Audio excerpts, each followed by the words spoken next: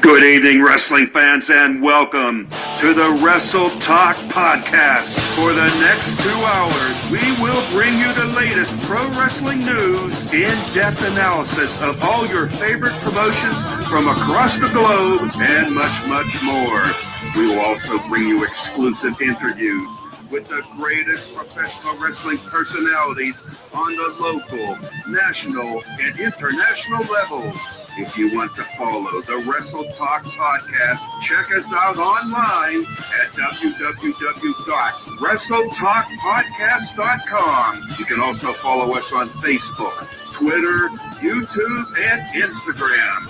And now, it's time for the reigning, defending, undisputed leader in pro wrestling podcast, the Wrestle Talk Podcast.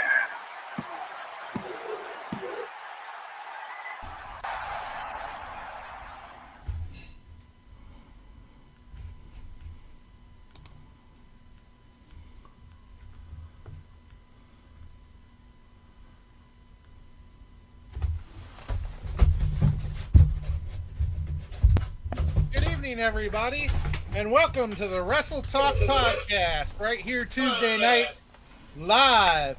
And as always, I am here with the one, the only, the Night Owl. How you doing, Night Owl? ¿Qué pasa? ¿Qué pasa? ¿Qué pasa, loyal members of the Wrestle Talk family? John, really exciting night to be here, man. We've got two incredible guests. And I believe the Maestro is going to be joining us in a few minutes, man. So it's guaranteed to be a good time. Guaranteed. Oh, yeah. Looking forward to it. You know, always a good time when we're all here together on the Wrestle Talk podcast. You know, no better place to be on Tuesday night, I tell you. Man, there's no question about it, bro. And then when you look at the lineup we have today, it's keeping with the commitment we made to the listeners last year. We're going to try to expand our horizons a little bit. We're going to go outside of the Kansas City, St. Louis area, out of the Martinsburg, West Virginia area. We're going to try to expand beyond our horizons. And I think even though we've got a couple of guys from those areas today, these are guys that are well-traveled. Because Cizzko's all over PA, he's all over Virginia, West Virginia, and Niles Plonk, I mean, he's in Oklahoma, Kansas, Missouri, Texas. So we're going to keep with that trend through 2022, Hoss, because I believe our listeners deserve some variety, and I believe they deserve to hear from some people that they might have otherwise never heard of before. So we're kind of opening some doors, so to speak, and, you know, the forbidden door thing keeps getting tossed around every week now in pro wrestling, it seems like. So we're not necessarily opening or closing any doors. We're just trying to make sure that we expand the doors that we've already created. What do you think about that? Hey, sounds like a good plan to me, you know. And if we play our cards right, who knows? We may even be able to reach out to a couple other countries, not just other states. Oh, dude. The fact that we're already heard in so many different countries is an incentive for us to do that. You know, to date, we've been heard at least once in over 40 different countries. John, were you aware of that? Actually, I did know that we had been heard in several countries, but I did not realize that it was 40. 40. And we're looking to expand that. Also, thanks on the heads up, guys. I know I sound a little muffled. I'm going to try to get that addressed here in just a couple of minutes.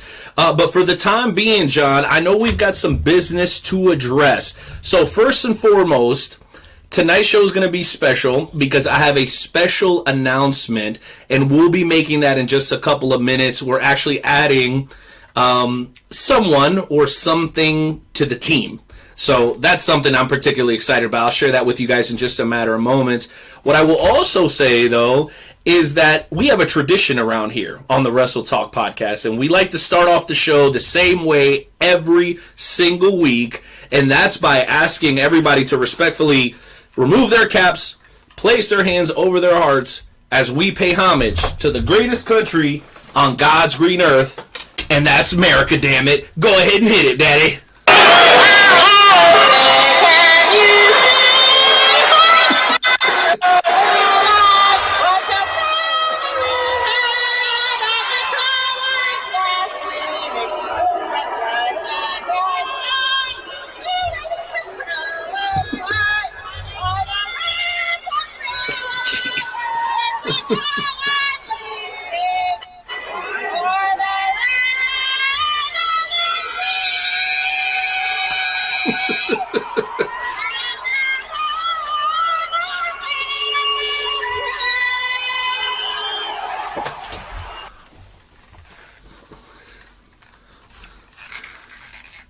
All right.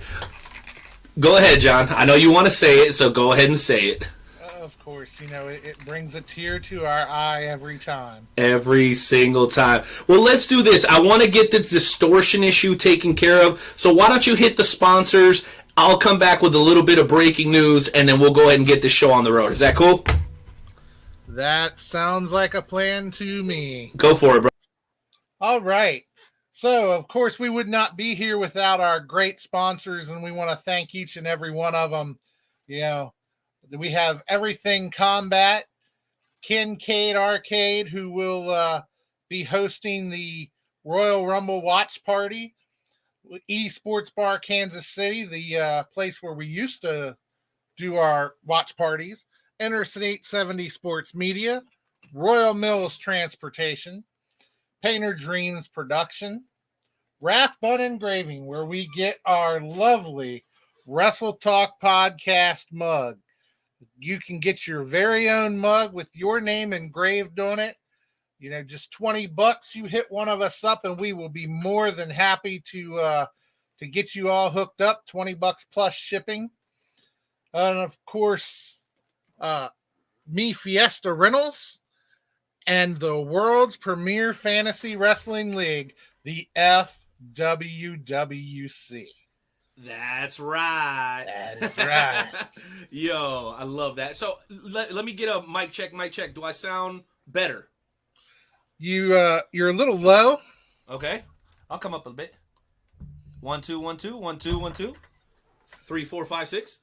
You do not sound muddled like you did before, but you're Cool. still a little low though. I'm gonna go a little bit higher, and then I'm gonna switch my setting over here, guys. Live podcasting. It's a do or die kind of business. There we go. That should be better. Are we cool? Now you sound like you're off in the distance. Oh my gosh! Just one moment. Sorry, y'all. There we go. That'll be the one. That's the one. I can't see the back of my microphone. What do you want me to do? This is live radio, okay? Kiss my ass, eh? How about that, eh? You like that? Okay. Are we better? Sound check, Night Owl. I tried to do it, but it just wasn't. It wasn't responding this way before. Oh boy. Okay. Anyway, so let me share this breaking news. John, do me a favor, bro. Let's go ahead and hit the breaking news drop because I got some sick news, baby.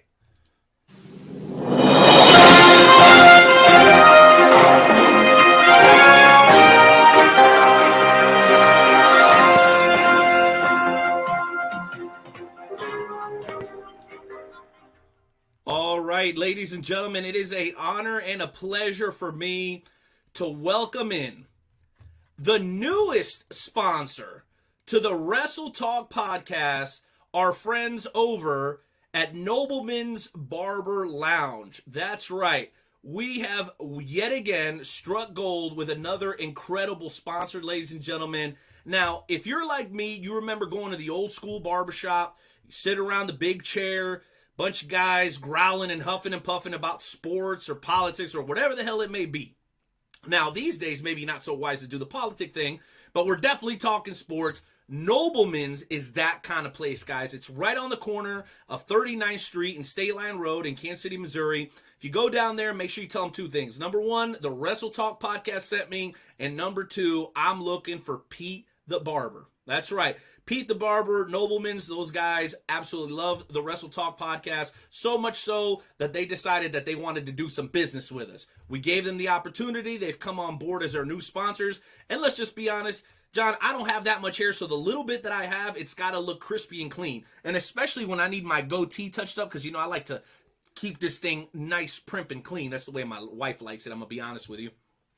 That's how I like to keep it. The place that I go is none other than Nobleman's, and when I go there, I ask for Pete the Barber. So, guys, thank you so much, Nobleman's, for supporting the Wrestle Talk podcast, and hopefully our listeners will return the favor by checking you out, following you on social media. Again, guys, that's Nobleman's Barber Lounge. They've actually just gotten started on social, and they just opened the barbershop not too long ago. So what you want to do is go over there. Again, tell them that the Wrestle Talk podcast sent you, and make sure you guys ask for Pete the Barber. John, I know you didn't even know about this, bro. Is that exciting or what?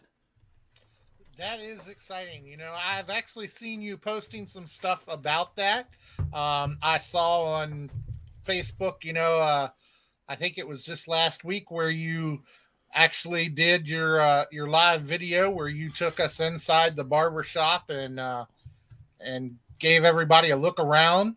And, that it looks like a great place. If I was up that way, I would definitely try it out.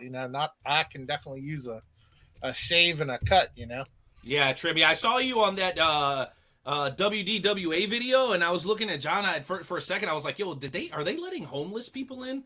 And then I was like, oh, no, it's just JP.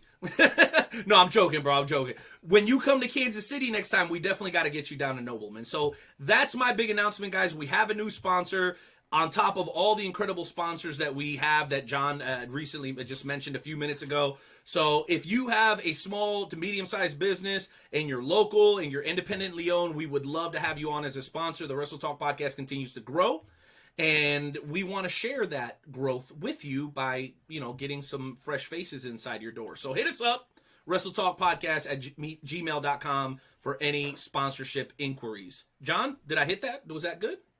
Sounded good to me. Susie wants to know, do you get the Night Owl discount? Well, listen, I'm going to be honest with you. If you're looking for a bargain on a haircut, Nobleman's is not the place. I'm just be honest. Like, when I went there, I'd been to San Francisco about 2 years ago. I was in Carlos Santana's hometown in southern San Francisco, and I came across a place because I was coming home with my wife after a few days out on business. And I was like, yo, I want to look crisp. I want to look clean. That's when I had my beard. So I was like, man, I'm not going to go to any place. So I found this place that was just like Nobleman's. Can't remember what it was called. And they trimmed my beard up, and it was a solid like $25 for the trim. But, bro, these guys, it looked like it was drawn on, John. That's what they did at that place in San Francisco. So when I took my son to Nobleman's and had him sit down with Pete the Barber, it was like the exact same thing. So I'm going to be honest with you. If you're looking for a haircut at a discount, holla at Supercuts. This is not that place. But if you're looking for something clean and pristine, you're going out with your wife on a special date, anniversary, wedding, prom, whatever it may be, you're going on a vacation and you want to look like, Nobleman's is the place to go. I'm going to just be honest with you. Yeah, and the kids that want like designs in their hair and stuff, there's like kids that want designs in their hair. Bro, they do that there. Like they do all of that there. It's incredible. I was going to say, I've seen some videos and stuff of that you've been sharing from them.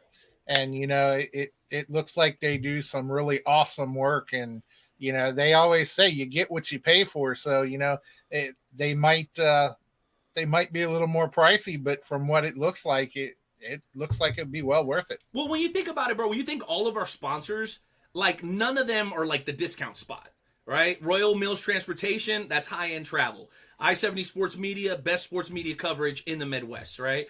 When you think about East Sports Bar KC, incredible place, thousands of TVs, awesome facility, super clean, super nice. I'm going to just be real. We're keeping it 100 with our branding because even our merch is top flight merch. Like, okay, I have the t-shirt. We don't really sell t-shirts, but this was our first true merch product, and it's $20. So it's like we're trying to sell you a $5 bracelet or something. Like the Wrestle Talk podcast, man, I hate to say it, but we're a little sophisticated, and it's appropriate because we got the Connoisseur coming in the second hour, JP, and then in the first hour, boy, are we going to get hardcore with Cizzko. I believe the show name we decided on today was Kill 'Em with Class, right? Is that what we went with? I know I was a little late. Yeah, you were a little late. I'd already went with Luke Skywalker's Bottled Up. Bottoms up or bottled up? Bottled Up. Okay, I like that too. That's pretty good. No hate. I like that. That's pretty clean. All right, so with all that said, now that I think my audio issues are fairly under control, let's go ahead and get into tonight's show, bro. Because there's a lot of pro wrestling to discuss. The Maestro should be joining us shortly. And, bro, do I have some high spots topics for you. So why don't you go ahead and cue up the music as we get into tonight's edition of the Wrestle Talk Podcast High Spots segment. Well, and real quick, just shout out to my man there, Sonny Mayo, who says he'll be checking out the new sponsor soon. Hope Cool. you feel better soon, brother. I know you're a little under the weather. So, shout out to you and hope you feel better. Well, yeah, you know what? Before we go into high spots, we got any other comments, any other questions before we kick this thing off? Because I'm going to be hot and heavy with the high spots segment. Looks like Chad Hickson wants a mug. Hit me up on a DM, my guy. $20 plus shipping. Now, if you're in the greater Kansas City area, like an hour within Kansas City, I'll drive it to you personally. How about that? So $20 with your name on it.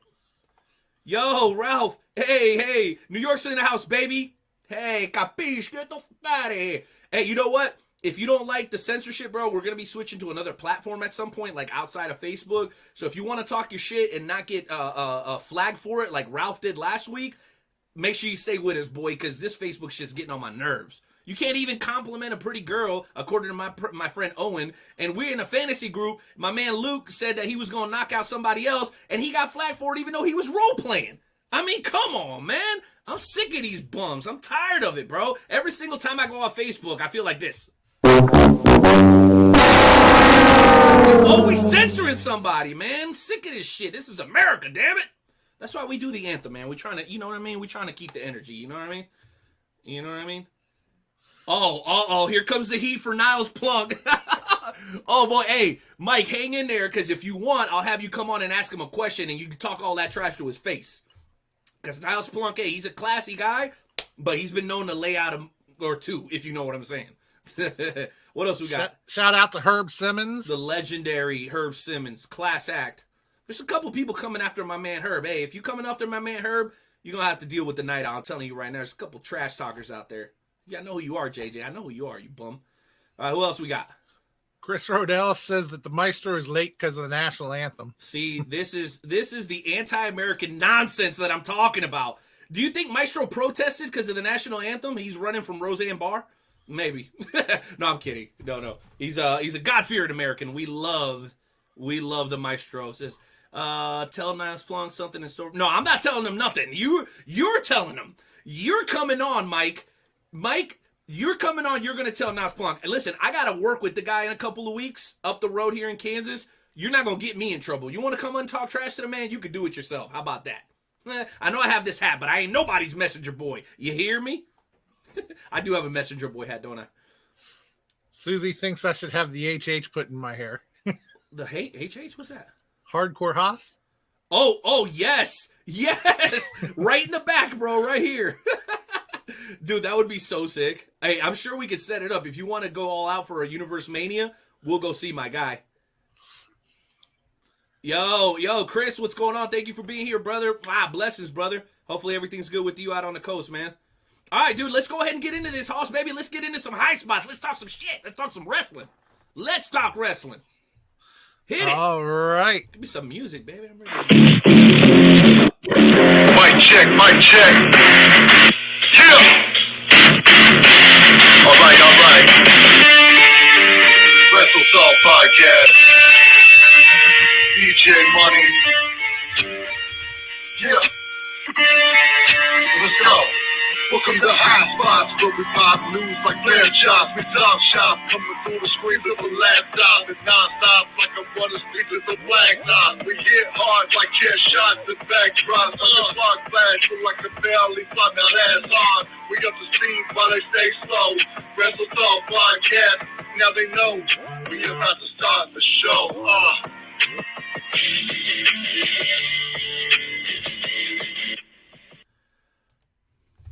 I love that song. Shout out to DJ Money. And also, we got the Lumberjacks on here. They were giving a shout out to Herb Simmons, and also shout out to the Lumberjacks who just got the tag team championships back. So they are two-time. Was that? I think that's over at ACW. Is that over? I think that's over at ACW. I believe that's the one. Good for you guys. Bravo. Hey, not only you guys champions, you also make some of the best jelly I've ever had in my entire life. I'm going to just be honest with you. You guys absolutely kill it. Let me go ahead and drop this in the background, baby, so we look proper around here. All right, so, Hoss, number one, high spots topic. What do you think about my new background? Does it look good? It looks pretty good, right? Yeah, it looks good. Yeah, looks good. Looks good. I'm just trying to raise the bar. You know what I'm saying? I want us to look good. You know what I'm saying? Do you mind if I go single mode? Let me go. Oh no. Oh no, not Wrong that one. face. Oh, not that face. You're trying to gain people, not lose them. Oh, my bad. There we go. Hey, let me get a thumbs up if you guys like the background. If you don't like the background, go to hell. No, I'm just kidding. No, no, I'm kidding. No. I guess I'm just trying to show everybody that that like we're trying to step up, right? Like we fix the background, my mic starts acting up. I don't know how the hell this happens, but we are progressively trying to improve. And if we're ever able to get Maestro on, you will also see that he's doing what he can to make his setup a little bit better, because we care about y'all, man. You guys give us the time once a week here on the Wrestle Talk podcast for 2.5 hours, and we want to make sure we do something proper. We want to make sure that you guys look at us and go, hey, those guys are actually putting in some effort. Not only do we have great guests and great interviews, in my opinion, and great content, but we also want to make ssure that when you look at us, you go, hey, these guys took their time. Because John went and got that background thing, and it looks great, man. I love it. It's simple. It lets us see you clearly, and it looks professional, man. So anyway, that was let me stop. Here's my real high spots topic, John, unless you wanted to jump in. I feel like you wanted to jump in. Well, just real quick, I thought I would just say that, you know, speaking of trying to make us look better, okay, and speaking of people's faces who will just draw the crowd in. Okay. Well, the one, the only, the Maestro is here. Hey, let's go, baby. I like it. What better is late up, than guys? never, you bum. Thanks for being here. I know. Long story short, I'll explain later in the chat. But I was just like, oh shit, I'm here. I got my beautiful new stuff all set up, so we are ready to roll. They had a 2-for-1 at White Castle, and you stopped at White Castle. Don't lie to me. I know how you St. Louis roll. Damn it, I know, or emos or something. You know, honestly, I'm not gonna lie, man. Everywhere. If it was emos, it might be kind of hard to pass up. Toasted not gonna breads. lie. Yeah, bro. Oh, you know we got emos in KC now, right? Do you really? We got 2, baby. Oh, this is why I continue to look like this. Okay, let's just be clear. Oh my gosh. Here, Welcome, man. How you doing tonight, bro? I gotta ask, how you doing? I'm doing all right, man. Thank you so much. I'm just very blessed to be here. It's always a great time, and you know, Haas, you're looking good. I know you're still reeling from that loss, unlike Renee, who's loving the dub. Chiefs, baby, let's go. I love it. So, When but everybody's your looking setup great. looks fantastic, bro. I was gonna sound say, great too. Thank you so much. I just wanted to make sure if I'm sounding great too. That's one of the things that's important to me in all this. So, but yeah, I'm excited for all this. So, definitely. Cool, man. Cool. All right. Well, let's go ahead and get into high spots, bro. You came in actually at the perfect time. The one thing that you miss is that we have a new sponsor. Nobleman's on 39th and State Line is our new sponsor for the Wrestle Talk podcast. They do like high-end haircuts, guys and girls, bro. It's a classy old school joint right in kind of an old part of Kansas City, Missouri on 39th and State Line, right by Jazz Louisiana Kitchen, the famous Louisiana Kitchen here in Kansas City. So I figured you would know that because you and I-70 Sports Media are actually sponsors of the show that you're on as well. Very true. That's how much you believe in the Wrestle Talk podcast, just like we believe in I-70 Sports Media. So thank you, bro, and you know, help us welcome Nobleman's as well, because I know that's something that you're excited absolutely. about too. It's a pleasure. Right. So always glad to have a new sponsor, because it's not just important for us as members of the Wrestle Talk podcast, but it's important for them. You know, it's a 50-50 or 100-100 type thing. You know, we're all working together to get bigger and better each day. So there's no question about that. No question, dude. And let me tell you what Sports Clips did to my son, bro. Like literally, my son's 12. He never cries at a haircut. She cut him. He was crying. He was upset. Dude. I said never again. I don't care how much I have to pay for a haircut, man. And then we found Nobleman's, bro, and it's a wrap. So when you go there, guys, remember, ask for Pete the barber and tell them the Wrestle Talk podcast sent you. Now, with all that said, business out of the way, let's get into the meat and potatoes. You guys ready for some meat and potatoes? Oh yeah. Okay, cool, because we don't want to spoil your dinner. We got meat and potatoes first. All right, first topic, and then we'll go around the horn. Okay, there's a lot of things that I want to discuss, but I want to talk about the best female wrestling match that I think I've ever witnessed in my life, and both of you missed it. Guaranteed. Or maybe you saw it and didn't recognize that this could potentially have been one of the greatest female pro wrestling matches in modern history. Now, I'm going to throw it at you. You guys are immediately going to dismiss it, but I'm going to give you homework and I'm going to make you go back and watch it.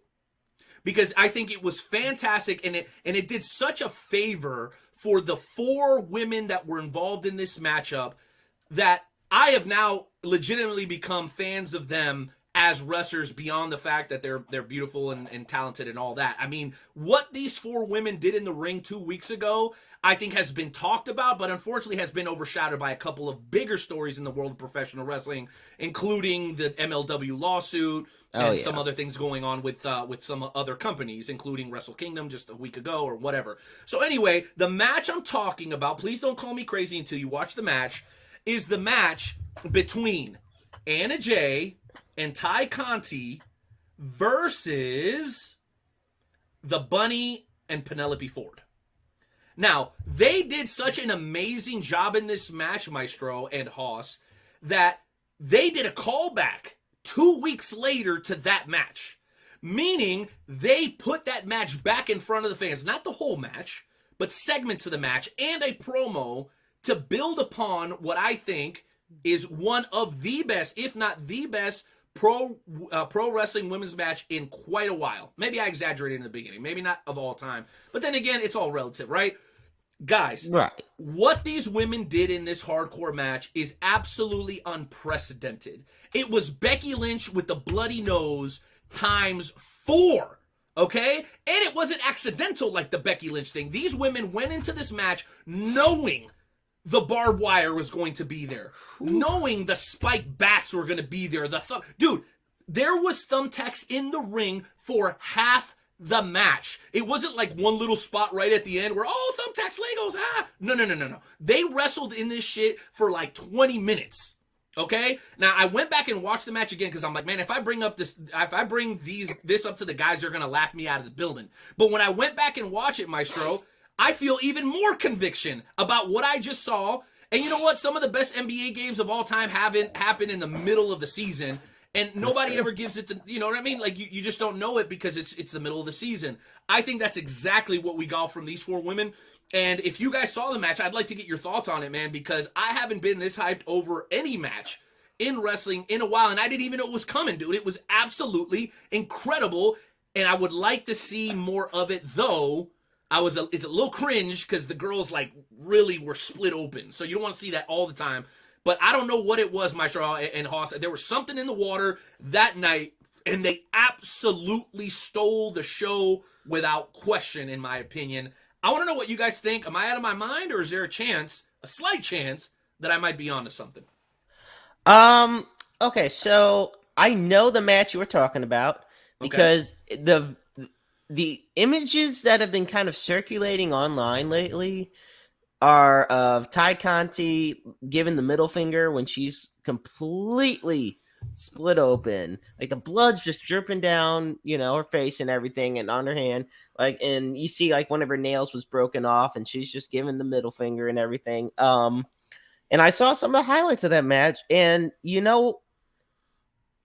I definitely didn't expect it. Now, let me tell you something.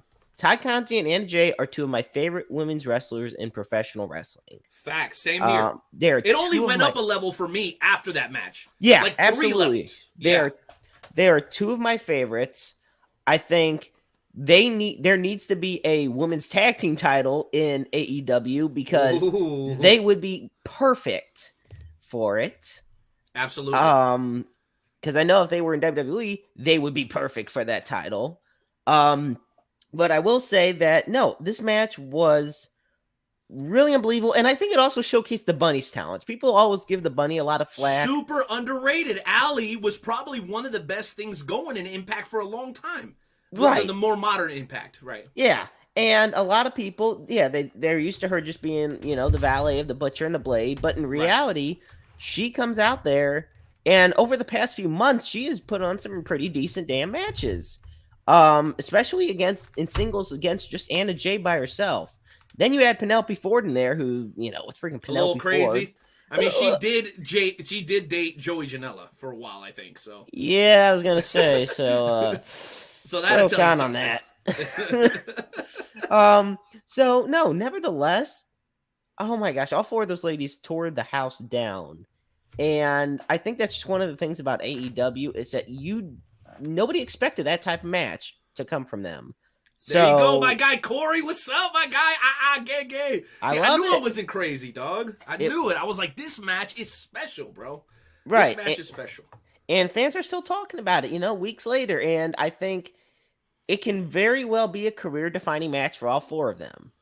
I mean, all four of them had a great 2021. I mean, Anna Jay, for a while, she wasn't until she got hurt. But then she came back. And she didn't slow down. And then she came back better than ever. But I think this is a career-defining year for all four of them. So I absolutely loved it. Well, Hoss, I got to have you jump in here. I'm not even sure if you saw the match yourself. But, dude, I don't usually get this fired up about something. And I rarely make match recommendations. Like, guys, you got to go back and watch this match. Guys, you got to go back and watch this match. Trust me, I'm not gonna steer you in the wrong direction. John, did you by any chance hear about the match or see it? I have heard about it. I haven't gotten a chance to go back and watch it yet, but I definitely do want to go back and watch it. It definitely sounds like an exciting match, and I can't wait to actually see it myself. Dude, it's gonna be great. Let me read the comment that you just put up there. It says, it was great, no doubt. Here's the thing. If they try so hard when they would have mess their spots, but with no pressure, no one seeing this coming, it was a home run and then some. So I agree with that. I think if they would have had the pressure of the main event, maybe it doesn't go as well. So having it not necessarily be the focal point, I think is probably a healthy thing. But again, guys, I'm not going to recommend a whole bunch of matches on this show. This is one that I absolutely recommend. Make sure you guys go back and peep it. And if I'm totally off base, you can come on here next week and tell me I'm an idiot. That's fine. It wouldn't be the first time, and it probably won't be the last. It's cool. I'm good with it. Trust me. I'm good. I've heard it before, and I've been called worse things. So, on to you, Hoss. What do you have? Oh, no, wait a minute. Look at the clock. Oh, boy. Never mind. I guess we're going to have to get back to high spots after the break, because we got one of my paisanos, La Raza, is going to be joining us right here on the Wrestle Talk podcast. Once again, man, John, why don't you do us a favor and give this man a proper introduction? This is a man that he travels all over, and he really takes pride in his craft. He was on here not too long ago, but he wanted to come back and talk a little more about the beef that he has going on with ISP. And I know some of you may have heard us say before that ISP was supposed to have joined us. Unfortunately, it did not happen. Something I think about the connection from his caves or something. I don't know. Anyway, he couldn't make it, but this man's still here to tell us a little more. And so let's welcome the one, the only, the very talented Cizzko.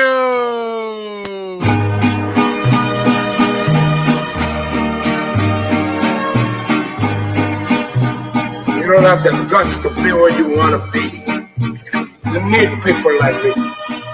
You need people like me so you can point your fucking fingers and say, that's the bad guy. So say good night to the bad guy. Go on. The last time you're going to see a bad guy. Woo! Man, what a freaking intro. ¿Qué pasa, Matón? What's up, my guy? How's everybody doing tonight? I'm doing good, man. I like it. Okay. So what's up, guys? All right, well, I'm going to go ahead and lead this thing off if that's okay. Because, Cizzko, we got a lot to talk about, brother. Copy that. You've been a very, very busy man, and I'm not going to take the low-hanging fruit. I'm actually going to ask you about a couple other things, because I know Maestro's dying to ask you about ISP, and I know that Haas has got a couple things that he has in mind. So, before we go backwards, let's go forward. February is going to be a very busy month for you. Oh, okay? yeah. I'm realizing that you're in Virginia, West Virginia, you're in PA, you're all over the damn place. Okay, you've got 2 big shows coming up in February. I believe one of them is for Elite Pro Wrestling Alliance. Oh yes, Short Gap, And West Virginia. that's Firehouse. right. Now you're facing Brandon Scott, the returning Brandon Scott. Mr. Excellence. Talk to us a little bit about this guy, because he's nothing like ISP, but he's got that arrogance a little bit, in my opinion. What do you think of him? See, I've never really had a face-to-face interaction with him. I mean, we wrestled once before and it ended in a draw. We won't get into that. You know, I kept my championship. That's all I'll say. But That's what matters. that's all I'll say. But he definitely lives up to the mantra of Mr. Excellence. Though, like, he is what he says he is. He's been there. He's done that. You know, he's definitely top tier. And he's definitely going to bring a big draw to Elite Pro Wrestling Alliance. And I think going against me this show, it'll be even bigger draw. You know what I'm saying? But the thing is, though, what I don't understand is they always come for me. You know, they try to make a name off of me. Like, Why do you think that is, though, to bro? me, that says something. You know? Why? Yeah. Why do you think that is? I don't know. I guess they see the top dog. You know, they used to be the top dog, and now they see who's running the place now. Ooh. Hey, somebody take a timestamp. Somebody take a timestamp so we can send that over to Brandon Scott. He's got to see. Oh boy. Yeah. Cizzko, second question, bro. That's not the only place you're going to be in February. I know that you're going back to your boys over at AON. Okay, and I know you've been real busy with AON. Man, tell us a little bit about them, because this is a promotion I'm intrigued by. I saw a lot of young, talented guys over there, and it's actually in the state right up the road. It's actually in Pennsylvania, so tell us a little bit about AON, if you don't mind. Oh, no, looks like... There you go, Cizzko. We got you back, buddy. You froze up on us a little bit. All right, now what was that? Oh, well, I wanted to ask you a little bit about AON and the match you've got coming up there. I know Alex Matthews is going to be your opponent, and it's also in a whole nother state. So talk to us a little bit about AON. Oh, see, now I've never really met Alex Matthews, so this will be a first for me. You know, Okay, cool. First face-to-face, first in-ring, everything. You know, you say he's an All-American, well, I'm Mexican-American, all right? And let me tell you something, we take just as much pride in our countries, both of them, as anybody. So, now, have you wrestled for them before, though? Me too. Well, I think he'll learn that I'm just as citizen as anybody's ever touched in the ring with. But AON itself, man, I love it. I love it. I know they got to do a battle with the Clips, but I'm AON all the way. Well, sorry. I already know they're smart, because they're capitalizing on, like, a pro wrestling catchphrase, right? All or nothing. We all know, like, all or nothing. As soon as you hear all or nothing, you think wrestling. Really, you think AEW, but these guys, they're smart, bro. They capitalize on that name. It's like using Elite in your name. You already know it's something wrestling fans are going to gravitate to. I actually kind of like their marketing strategy, and the fact that they're putting you in this kind of match says to me that they know what's going on, man. They're sharp over there. Oh, absolutely. Now, before I pass it off to the Maestro, I had one other question. So, things didn't go the way that you wanted at WDWA. And I know we're going to get into some of that extensively, but I'm more curious about what happened after the match. So some big 6'7" country boy came in, pretended like he was going to help you, and then he put the hands to you, my guy, and you held your own. But you had been in a grueling match, which we'll get into more details about the match here in just a second. But bro, what the hell was that all about? I mean, I know there was a chair shot before. Who was that, and why the hell was he there? Do you know? Now, I guess he goes by Clay Jacobs or whatever Right. he wants to be called now. But he used to be Cousin Clay, and I guess back when I was a heel, he wanted to try me. You know, I ain't going to Cizzko don't back down. Nobody. Let me tell you that. Of course. Firsthand. I don't back down. Nobody. I don't care how big you are, how tough you are. Don't matter. But I had to bring the chair in, you know, and I got him. I got him good. And he just retaliating, you know. I guess he was soft or sore about whatever happened. And he couldn't get over himself, you know. It's the past. Leave it in the But past. why would he choose that moment when you were the most vulnerable? That's my question. Exactly. Is it that personal? Why would he choose that moment when you already had been through war, literally? Why do you think he chose that moment? let me tell you something. Ever since I became a face in WWE, no one's been able to stop me. Clean. No one's been able to pin me. Like, come on now. I pinned Shane Malice. Like, do I need to go down the list? Like, he's top tier in WWE, and I've pinned him of all people. And after that, it's just been hot streak after hot streak after hot streak. The only person who's been able to beat me with ISP, and that's by cheating or getting lucky once or twice. Like, and I still have a score to settle with him. We'll get back to that, obviously. But cousin Clay, he thinks this is over, right? Like, he just came out and got in my business. Like, right. I got tased twice that night. Twice. And he just came out, and I mean, yeah, true. I hold my own, but it's like, why? You know, like, at least face me like a man. You're bigger than me. You're supposed to be stronger than me, right? You know, like, but I guess they just know you can't come after the top dog by yourself. You're gonna have to get your arm down because Cizzko is Cizzko, and that has many definitions.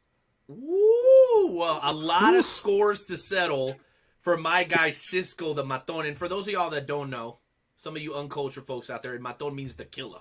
The killer Cizzko. All right? But I'm going to throw it over to my guy.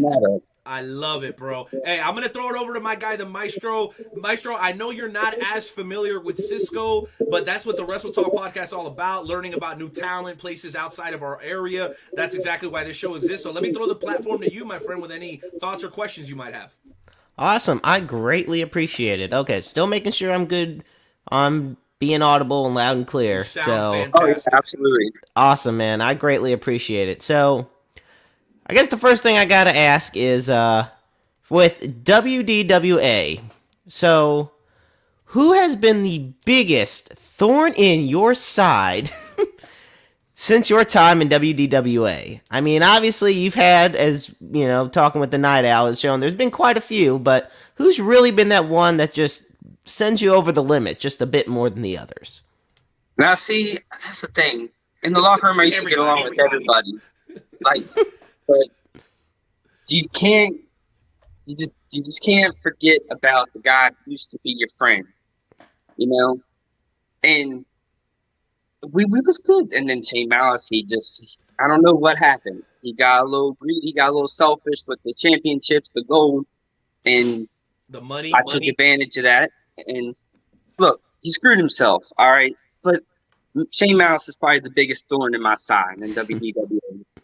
Next would definitely be ISP. They're kind of level right now because after the last match, they both kind of deserve a little kicking, if you get what I'm saying. But yeah, oh yeah, we've had ISP on here before, and he is definitely the character and the person you're not trying to mess with. But at the same time, neither are you. Oh, see now, what ISP did was he awoken the killer inside of Cizzko, and he has no idea that it's not even over yet. He thinks that he can just go on to Cousin Clay and it's all going to be good. But no, he still has what I want. And right now, that's the biggest thorn in my side. The fact that he had to sneak and cheat his way. Like, he had to bring an injured Shane Malice back in here. You know what I mean? Just to cheat me out of the championship because he knows he couldn't beat me one-on-one. Just like Clay Jacobs, or whatever he wants to be called, came out after the match was over. They know they can't handle Cizzko one-on-one because I'm just that fired up right now. No, I totally get you on that one. And so, here's the thing. Say ISP does end up losing that WDWA title. Are your eyes still set on finishing the score with ISP, or are you going for CEO for that title? Now, first things first, I don't need to be a champion to be a champion anywhere I go. That just comes with being Cizzko. 2, I'll always have the score to settle with ISP. He used Taser on me once, twice, 3 times. You know, who can keep count anymore? That you don't forget about. And one of these days, I'm going to get my match. And I'm going to just end it, squash it, flat out. 1, 2, 3. Or who knows? Maybe it might be a sizzling knockout. But the championship is always on my mind because I was almost a Grand Slam champion. Then they brought the That's television true. championship in there, so now I got to get that one too. But time. It's been 6 years and I've never been a world champion. That'll be the first. So that's always a goal to set, right? Very true. I mean, there's especially after that 6 year period, you starts to really get in your mind and stay there for a while. It's like, damn. Okay, now I know I really got this to finish. In Elite you're Pro in your Wrestling mind, right? Alliance, I was the longest reigning active cruiserweight champion for 490 days. But other than that, I've been a West Virginia champion and WDWA, a tag team champion. I've been a light heavyweight champion. I've pretty much almost done it all. I'm Yeah. not done yet. There's more to come. And he's still in your prime. That's what I was saying before. Like, you have everything that you need to be successful. It's just really the opportunity. As long as you get that opportunity, I see it for sure. And I'm putting in the work every day, man. It's hard some days, but I put in the work as much as possible. Oh, absolutely. And Hell yeah. No, and I love that. So here's my thing. So, okay. We talked about you in WDWA and the dominance that you have instilled over this long period, and of course the unsettled final score you really need to have with ISP, which even afterwards, I honestly feel like there's always going to be something there. Oh, yeah. Because even after you kick his ass, you just say to yourself, man, don't think I forgot about what you did to me. I'm just happy I got the chance to do it back. Oh, because I know once I get him back, he's going to want to get me back. And then Exactly. once he gets me, it's going to be a back and forth thing. Never ending. It's like a game absolutely. mode. Hey, I'm Like a okay game with that mode. because ISP is one hell of a competitor, man. He took me to my absolute limit. Like, it's been a while since anybody's been able to bring the killer outside of Cizzko, but he did it, man. And hats off. He deserves everything he got, but I'm telling you, you don't shortchange Cizzko. You don't cheat me out of my goal, and I will get that goal. Believe that.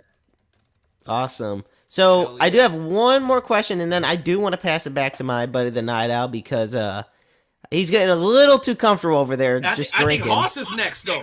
Oh shoot! You know what? Yeah, why not? We'll pass it over to Hoss. I mean, he is the backbone of all of this. I'm telling you, he keeps everything running smoothly, and we love him. So before I pass it to Hoss, I do got one more question. All right. So, we've talked about WDWA, but what was it like being a part of Elite Pro Wrestling and being the longtime Elite Pro Wrestling Cruiserweight Champion? Oh, man. Elite Pro Wrestling Alliance saved my life. Truly. From the bottom of my heart. They saved me. I was not on the right path, in life. I was not on a good path in life. But I'll give it all to Tate Griffin, man. If it wasn't for him, I don't know where I'd be right now, honestly. Like, he gave me a purpose. He gave me something to work for. He gave me a reason to want to better myself. He gave me so many opportunities, and I was not going to let him down one single time, Like, Elite's always been good to me. It's always been my home. It'll always be my first home. And I'm very proud to be part of that family. As for being the longest reigning cruiserweight champion, active cruiserweight champion at the time, I believe I worked my cool little off, to get that. Like, I busted everything that I had. I was working 2 jobs, taking care of my kid, going to the gym and wrestling training all in the same day sometimes. Like, it was rough, but I still got it and I worked for it. So I'd say I deserved it.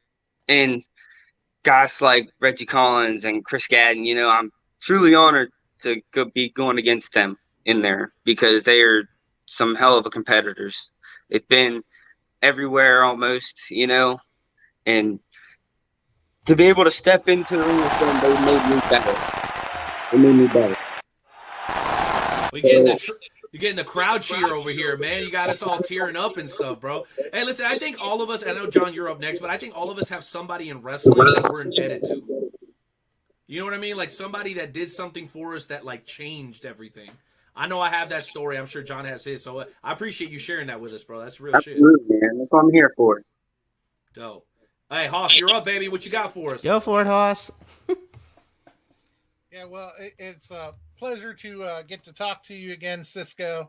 And, you know, that was one heck of a grueling match that you guys had. Oh, man. And matter of fact, I got a little something handy that you might remember. Oh, yeah. For anybody who doesn't think that was a grueling match, Ow. I saw it. if you can see right there, that is actually blood from ISP. So that was one heck of a match. But, you know, there was a little bit of interference in that match. Of course, it was. The fans bring the weapons. Anything goes. Yeah. But, you know, Shane Malice was there supposedly as a fan just to watch. After all, he's been fired from WDWA. Yeah. And but he grabbed the taser from ISP, and at one point actually ended up using that taser on you. Oh, man. That's a replay in my head over and over again. Like, I'm waiting. Please just rehire him so I can just kick him right in the one more time, baby. Just one more time. Wow. I've heard people say that. I've heard people say that they got into wrestling because they can legally beat people's asses. I think that might be Cizzko. Somehow it started, but I mean, if people push me to it, then that's how it's going to end, you know? So now, are you going to start lobbying LT to rehire Shane Malice so that you can get another shot at him now? You know, Shane keeps digging himself a hole, you know, deeper and deeper in WDWA. How many times has he been suspended and fired from there? You know, but still, you know, take nothing away from him. He's a phenomenal athlete. Like, he takes greatness to a whole nother level. But just the attitude problem, it's something else. It needs to be corrected before he comes back. And if it's not, then please, by all means, rehire him, and I'll be happy to correct it for him. Because I got 1, 2, 3, 4. I got a whole handful of scores to settle with him. So we can get started anytime. So, all right. Well, obviously the feud between yourself and ISP is far from over after that match and everything. So, what comes next for Cizzko right now? You know, that's a very good question. Actually, that's the same question I asked after my match with ISP. I was sitting in the locker room, and I was just, you know, I had this feud. You know, I didn't get it. You know, I got shortchanged, and then Cousin Clay comes in and just kind of asserts whatever he says, you know, whatever. But that's not till March. I got till March. And if for some reason Cousin Clay ends up winning, well, then it's even more of a reason to take that belt from him, huh? But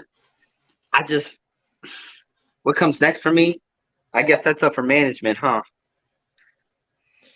Well, I know whatever comes next, it is going to be big things coming for Cizzko. Because you take in August, Berkeley Mania. Don't think that Cizzko's done. No, Cizzko will be at Berkeley Mania, and Cizzko is gonna take over.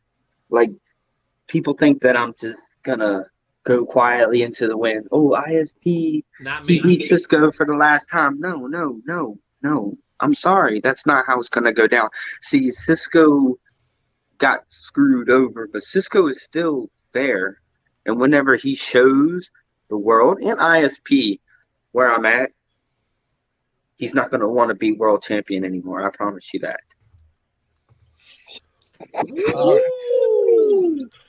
Well, definitely look forwards to the next time you two get to collide, because I know, as all the matches have been, I know this one's going to be a hell of a match as well, and probably even more so than some of the other ones have been, because, like you say, he has awakened the killer inside of you now, and so I can't wait to see it.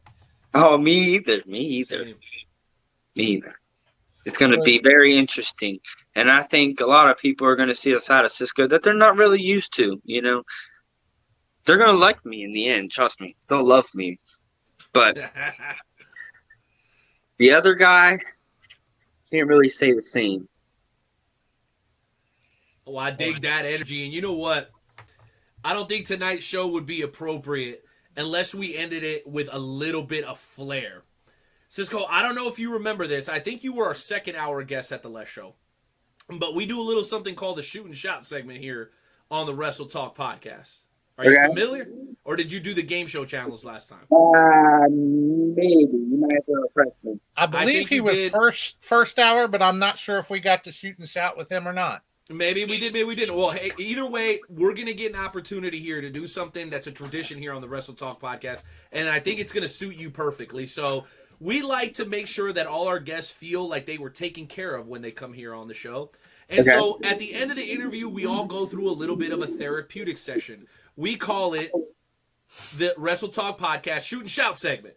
And basically, each one of us gets 30 to 45 seconds to basically go off about anything in the world. It can be wrestling related.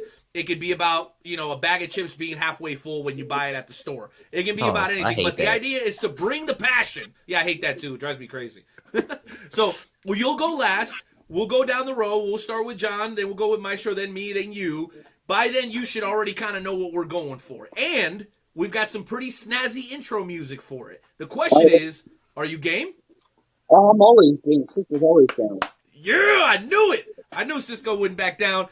JP, you know what to do, baby. It's time to get into tonight's edition of the Wrestle Talk podcast shoot and shout segment.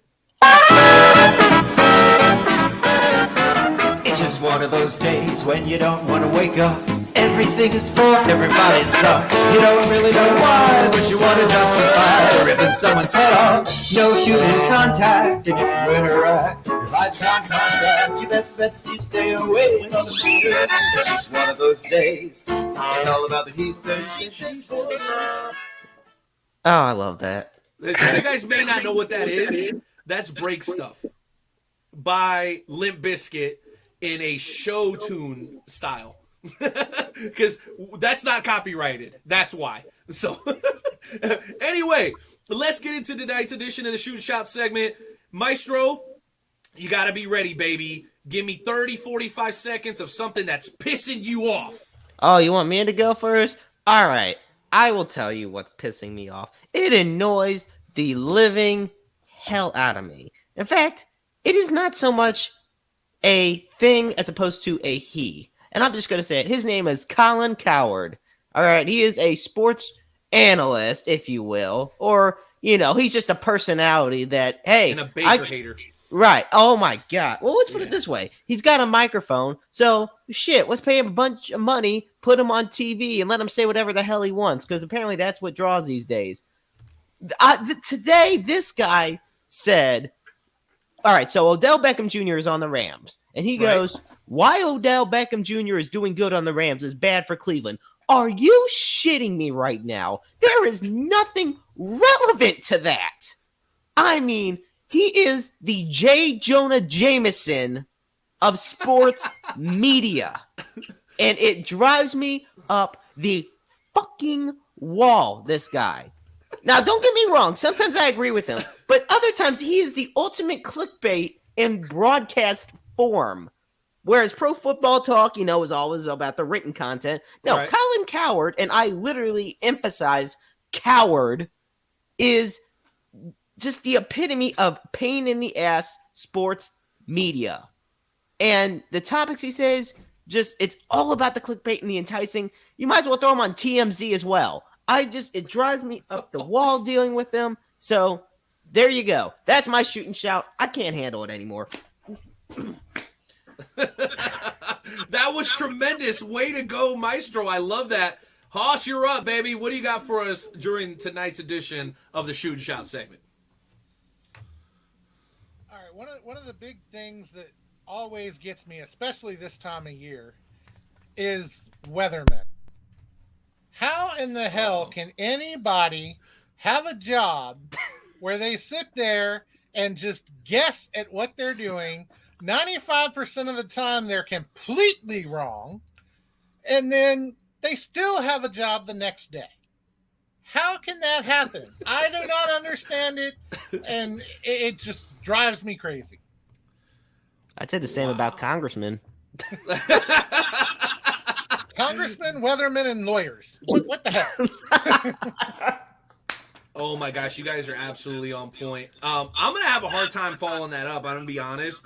I've actually had a really challenging week, so all my shoot and shouts are like too personal to bring to the table here today. But I will say this. Shut up, Raiders fans. You barely got into the playoffs. Okay? You Raidered your way out of the playoffs when you really shouldn't even have been there. And then you have the audacity, not you, John, you're a pretty good Raider fan, but you still got the audacity to try to blame somebody else for going 9-7.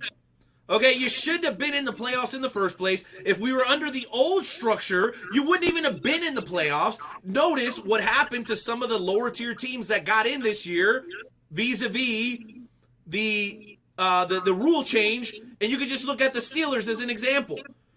This super wild card weekend thing was a dud. We got 2 blowouts to start it off, right? Well, 3 really, right? And then what happens? You've got people whining, fussing, and complaining like Dak Prescott because he didn't take into consideration that they were out of timeouts. Okay? So shut your mouth, Dak Prescott, and shut your mouth, Raider fans. You didn't deserve to be there in the first place. That's my shoot and shout. I love that. And I'm telling you right now, one quick thing. Let me just say it. I mean, if it wasn't a blowout, it was a controversial finish. Either way, so much bullshit that my TV stunk. Yeah, well, I figured you're already mad because you're a Browns fan, so yeah.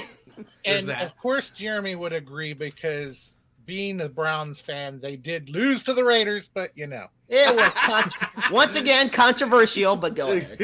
Cizzko, you see what we're doing here, baby. We getting it off our chest. What do you got for us, man? Okay, the show is called Wrestle Talk, right? So let me end this on a wrestling note. You see, it doesn't matter who it is. It could be ISP. It could be Mr. Excellence, Brandon Scott. It could be Reggie Collins. It could be Ruthless Jason Radis. It doesn't matter where you're at, who you are. 2022 is the year of the sizzling one. Oh, I'm sorry. Let me get this face up in the view. You know, I was in the moment. Now, let me tell you something. All right, people's been sleeping on me for a while. You know, it's been 6 years, and I'm still stuck, you know. But I'm coming out of that. I'm starting to find my own in the wrestling ring. And when I start to get somewhere, I finish it. In the story. And when people step in the ring with me, they're going to find out that I'm a totally different person. And I have ISP to thank for that because he helped me dig down deep and search for who I really am. What I really am is the killer that everybody thought I was. And let me tell you something. It doesn't matter if I'm a heel or a baby face. I'm coming for everybody. And I'm not asking questions. It's just going to be 1, 2, 3. Thank you. Let me take what's mine, and I'm out. Point blank. Ladies and gentlemen, he is El Matón Cizzko. Make some damn noise. Believe that. And if they don't want to make the noise, I'll make the noise in the end when I'm holding up the belt and they can hear all the gold just dangling, jangling, whatever you want to call it. Dangling and jangling. While I'm cranking and banging in the gym and they're sleeping and snoozing in the bed. I'm the hardest worker in the room. And come soon, when they step in there with me, they're going to find out for themselves. Yeah, baby. Hey, bro, thank you so much, Cizzko. This energy that you bring, bro, that's why we love having you on the show. We know things didn't necessarily go the way that you wanted in that match versus ISP, bro. But the way I look at it is it took 3 dudes that night to leave you laying on your back. It took Shane, it took ISP, and it took Big Clay. So that says to me that they're afraid, and maybe not afraid. Let's just say they're cautiously aware that you could be right around any corner. And as far as I'm concerned, man, if you keep doing the things you're doing, you're gonna be on your way to wherever the hell you want to be champion in this country, not just in WDWA and beyond, man. So congratulations and thank you for being here, man, on the Wrestle Talk podcast tonight. Absolutely, amigo. I appreciate it. Gracias. Nos vemos, amigo. Have a good night. Be well, my friend. Thank you. Peace. Thank you. John, bro, that was an incredible interview with Cizzko, bro. How did you feel about it?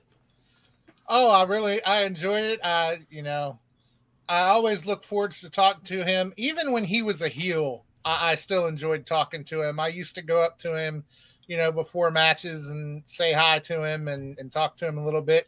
And even after the matches. So, it doesn't matter whether he's a heel or a face. The man is talented and there's no denying that. And he is one heck of a guy. So. No question about it. Maestro, you were here for the majority of the first hour, man. How do you think we did? I think it was outstanding. It was a pleasure to get to interview Cizzko for the first time. I mean, this guy, I love the vengeance he has in him. Like, this dude is a man on a mission. He's a thriller and he's a killer. I love it. You can't stop people that have that kind of determination, bro. No, you cannot. Stopped. And if I'm ISP, once I get the CenturyLink signal worked out, I would definitely pay attention to what Cizzko is saying because hell is coming for him. Bro, they got Wi-Fi in Iran? That's what I'm trying to figure out. Like, I'm wondering that too. Like, it's the first I've heard of it. That's crazy. Well, you know what, guys? Hardcore Hoss is going to send us to a little bit of a break. I do want to say we have another amazing hour of the Wrestle Talk podcast to go. We're going to get back into the high spot segments, a couple topics we left on the table, and then about 10 minutes after that, baby, we're bringing on our second featured guest of the evening, the Connoisseur. Make sure you put your pinkies up. The Connoisseur, Niles Plonk, will be joining us for hour number 2 of episode 378 of the Wrestle Talk podcast. We will see you guys in a couple of minutes. You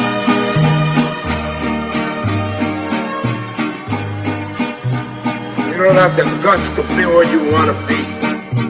You need people like me. You need people like me so you can point your fucking fingers and say, that's the bad guy. So say good night to the bad guy. Go on. The last time you're going to see a bad guy.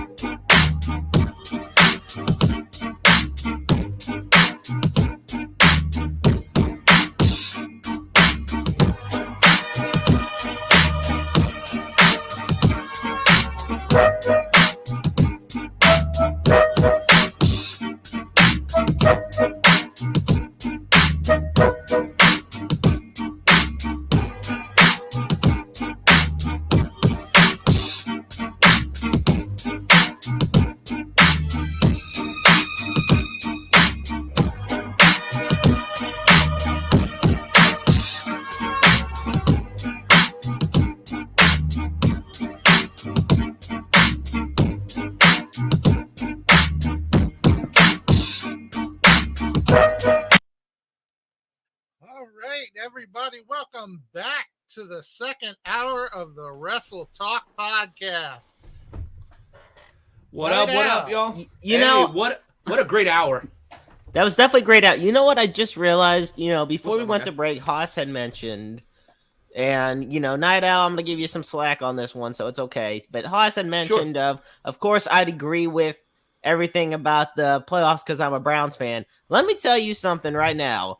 I would 100% rather not be in the playoffs than get embarrassed the way the Raiders and Steelers did over the wild card Hey, weekend. you're not giving me no heat. I completely agree with you. Well, that's what I'm saying. That's why I'm going to cut you some slack because you didn't, Okay. But no, I thought you said you were going to give me some flack, not cutting me some slack. I'm cutting you some slack. Ooh, no, yes. I would much rather not be in the playoffs, especially knowing the struggles this year, than weasel your way in the playoffs and get your ass kicked the Get way smoked. they did. But y'all are way too talented to miss the playoffs. Right. Like, that's the you know what thing. I'm saying? I think that's kind of the bad part. Oh, by the way, I do have something to share with you guys. Okay. And I wanted to play this last hour, but I didn't get a chance to. Also, I hope my sound is a little bit better. Hopefully the distortion's gone. I don't know about the echo. I'm working on it. So here's a little video that I do want to show you guys that came directly from ISP. Allegedly, it was sent to me. Looks like it, sounds like it, from the champ right after he defeated Cizzko. Would you guys like to see that video? Ooh, yeah. All right, here we go. Let's go ahead and play it, and let's hear it and see what ISP has to say. I told you I would do exactly what I would do, my friend. Renee, you missed out on a big match tonight, my friend. I defeated Cizzko, the third DWA championship. I may be bleeding, I may be busted open. However, I am victorious and still your champion. Wow. What'd you guys think about that? Oof. There is going to be some hell to pay for that one. Yeah. He called me out specifically. He's like, I told you. Hey, I never doubted ISP. I don't remember picking a winner. I was about to say, there was not know. Renee's prediction corner. I mean, I don't know. Maybe he thought I was against him or something. Bro, we Brown. We got to stick together. I mean, plus, I don't want to fight ISP. Yeah, that too. All right. Anyway, let's get in, or let's get back to. Do I sound better, y'all? Am I tripping? Does this sound better? Am I too low, too high? You're still there. I was gonna say I can sometimes hear the echo, and there's a little distortion from the headphones, but And you sound okay. It's just low. Okay, how about now? I think it's just because for me having the volume turned up, I can hear Renee fine. I don't know how it is on your guys' end. Okay. Well, I just don't want to go too loud and get too much distortion. Yeah, I was gonna. That's say, loud, right? That's loud. Yeah. Yeah, that was really loud. Okay, so I'm trying to find that balance. But anyway, and I apologize, guys. We don't want to be doing this during the show, but we want to give you guys a good presentation. And if you're like, then you're going to probably turn it off. And I wouldn't blame you, because if my ear was hurting listening to a podcast, I'd probably turn it off too. So I apologize. Which is why we don't listen to Joe Rogan. Live radio. I listen to every Joe Rogan religiously. Shut the hell up. Let me. I do all the time. Anyway, Of course you do, actually. Wait a minute. Of course I do. Yes, I do. And guess what? The wife took ivermectin and it worked, bro. And she didn't grow hair and hooves or none of that. Oh, wow. She's fine, actually, believe it or not. But anyway, that's a whole nother podcast. Maybe you and I need to do like a spin-off podcast where we talk about all that shit. I think it would be amazing. I think it'd be great. Our personalities and everything. Oh, we. Plus, since we're buddies, nobody's gonna get butt hurt. So right. That's usually what happens. We would just get messages from the outside world wondering if we hate each other. But you know what? Who gives a shit? Fuck them. Right. All right. So yeah, exactly. All right. So high spots segment, Maestro. You weren't here necessarily for a whole bunch of the high spots segment, and you didn't. I don't believe you got an opportunity to bring a subject forward, did you? So do you have something that's going on in pro wrestling today that is like sticking out to you like a sore thumb, and you feel like we should discuss it? What do you think? Well, first I do have to ask. It's about the Royal Rumble coming up. Okay. So, WWE is going to have in the Royal Rumble Impact Women's Champion or Impact Knockouts Champion Mickie James in it. And did she have a rough departure? There was like a bag full of clothes and all kinds of stuff. John Laurinaitis literally sent her like a trash bag with her clothes in it. And then they had to apologize, which Right, is and the then they had best to apologize, and it went so viral. It's like, yeah, we apologize. No, you apologize for getting caught. You didn't apologize for doing the damn thing. Mm-hmm. You know, and there's always a difference with that. But, you know, with this whole forbidden door that people are saying is now open when it comes to WWE, because remember, all the other companies, you know, AEW, NWA, Impact, New Japan, all of them, they're all open to working with each other. But it was always WWE that was not willing to work with other promotions. And so hence the forbidden door that's always getting talked about. Exactly. Like, this is, you know, it may not be a physical door, but it might as well be, because WWE has always been strict on that. Right. Like, the only time you saw WCW and ECW guys was when they were part of the company. And of course, that was a shitty product when that happened. But and they were so bad that they like did the fake Razor and the fake. The fake Diesel. Yeah, I think the fake Diesel was Kane. Kane was the fake Diesel. I was actually watching a video on that last night. I'm like, what kind of great value store brand bullshit is this? Was either that or the killer dentist. My man couldn't even do the thing right. He looked like he was having a seizure. I'm like, God, no, leave the thing out, because you just got it all wrong. I think my man almost accidentally swallowed the toothpick in a promo. It was bad, dog. It was bad. Chico, let me tell you something. Here's the thing about the Royal Rumble coming up. We had mentioned Mickie James is going to be in it. There's two names that are coming up. All right. That people think might be in it, based on their status and based on the whole thing with the Forbidden Door seemingly starting to be opened up a bit in WWE. And I want your thoughts on this, Night Owl. So the first one, Cody Rhodes. He is officially a free agent. So work. It's a work. Bro, but here's what people don't tell you. His wrestler contract has expired. Right. He's still an executive for the company. Well, yeah, I know that, but I'm just saying. Changed. No, and are that's you why saying that there asking, may be a crossover? Right, and that's what I'm saying, because as far as wrestling goes, he's a free agent. I mean, how all of a sudden are you going to release the executive vice president type thing? That's like saying Tony Khan saying, I have been future endeavor. Peace. That's not how that shit goes. If I was that rich, I would future endeavor myself. For real. Exactly. I'm done. I don't need y'all. Just to get the hell out of it. But here's my thing. Buy yourself back in. Do you expect... second... Would you expect the executive of Amazon to go and work at Walmart? Right? Like that's in essence what we were discussing here. Like the idea that Cody Rhodes would be an executive at AEW but wrestle for WWE because the contracts are mutually exclusive, that would be something unprecedented. I don't think we would ever see that. Well, let's put it this way. Say Mickie James was an Impact executive in some capacity, and she was still the Impact Knockouts champion. Do you think that she wouldn't have been invited to the... Well, I don't think she's an executive with TNA or with Impact, is she? She's just a wrestler. I'm not saying, but I'm saying if she was and still was the champion, do you think... I don't think she would be in the Royal Rumble. I think if she was an executive with the other company, I don't think... And that's your opinion. I'm not saying it's wrong. Well, I don't know. I would be intrigued to see it. But the idea of an executive of one company going and like I said, the executive at Amazon going to work at Walmart as like a greeter. Like it's like we don't typically see something like that. Ego could fit through the doors at Walmart. Plus, I think he's too cheap to even have greeters at Amazon. So, right. Oh my gosh. Yeah. Right. Well, though there are no stores, so in essence, anyway, there's no brick and mortar. Like I said, this is why we have the spin-off podcast. Yeah, exactly. We got to go down that road. So Cody Rhodes is one name that's been thrown around. The second one, he's not an executive. And this one is actually that could work with Bryan Danielson. Good term. He left on good terms. But hear me out on this one. All right. John Moxley.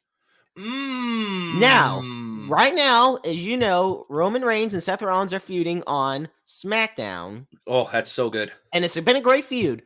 Notice they've been showing now in the past, they've made sure not to show certain wrestlers that aren't in WWE anymore in the video packages and things like that. They leave them out. They even took Flair out. Exactly. Yeah. But look at when you see the Shield promos and packages and everything, they show John Moxley.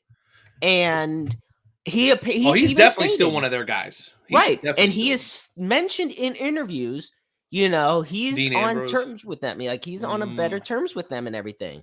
So Maybe. I think it is not without the possibility that we could actually see John Moxley at the Royal Rumble this year in St. Louis, which let me tell you something. If we're going to see Johnny Knoxville in the Royal Rumble, they got to make it up to us with something. The very least we can do is have John Moxley in it. And that's obviously his decision. And if WWE would agree, but come on, this is the same fucking company that's had Drew Carey in the Royal Rumble. All right. And he faced off against Fake Diesel. Yes, he did. Oh my gosh. Oh man, talk about bringing it full circle. Good job, Maestro. There we go. So yeah, I want your guys' thoughts on that. You think Moxley especially could be in this Rumble this year? Okay, let me side diverge because the second High Spots topic for me was about John Moxley, and then I'll bring it back to the Royal Rumble. So that's fine. All right, so first thing, John Moxley's returning to AEW on Wednesday. I believe he's wrestling for GCW this Saturday. So I was kind of like, and I had a conversation with a friend over the phone today about, like, if you're making a return after an absence, should you always do it at your home promotion, or is it okay if you do it somewhere else and then come to your home promotion? Who knows? It just depends, right?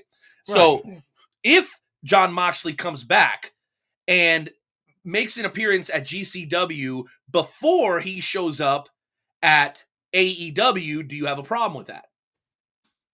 Do you have a problem with that? No, I don't. What about you, John? You okay if he doesn't necessarily show up to AEW first, which is actually his home promotion? So I guess the argument I'm making is if I'm an AEW fan and I bought all the Moxley merch and all this, I would like to have first dibs at seeing him come back. But instead, the GCW faithful are going to get a chance to see him. And I know there's a lot of crossover between GCW and AEW for sure. But you get what I'm saying? Would you feel slighted as a fan that instead of him coming back at your show, that they come back on somebody else's show and you don't get the pleasure of seeing that? If I'm an actual AEW fan, an AEW exclusive fan, then yeah, I would feel slighted by that. As a wrestling fan who wants to see the best content, then I don't see an issue with it. I don't see a problem. But I can see where the actual AEW exclusive fans would have an issue with it. Well, you know what? And it's a moot point because I've been corrected. Shout out to our guy, Money Mayo, making his maiden voyage as one of the co-hosts of the Wrestle Talk podcast next Tuesday right here at WrestleTalkPodcast.com. So apparently Moxley's not coming back next week. He's coming back this week. So it's a moot point. My bad. Never mind. Okay. Good argument, though, right? I think it's worth having the conversation. It's an interesting thing to bring up. But especially since guys are jumping around promotions so much anymore, these are the kind of debates that are going to happen, right? Because if that's your home promotion, there's a sense, to me at least, by a certain segment of fans, it's like, yo, bro, like if you're back, you should come back to where we love you the most, right here at AEW. But who knows? Maybe no one gives a shit. Maybe I'm the only one. And one of the things I was going to bring up in High Spots, and which kind of fits into the debate of who's going to show up at the Rumble, is that there was a promo released on Facebook today by Bray Wyatt, who it says, "I have a secret." And in the promo, you see a pentagram on the floor, and there's a woman laying in it. She gets up and she's looking out the window, and just it's supposed to be just an eerie promo.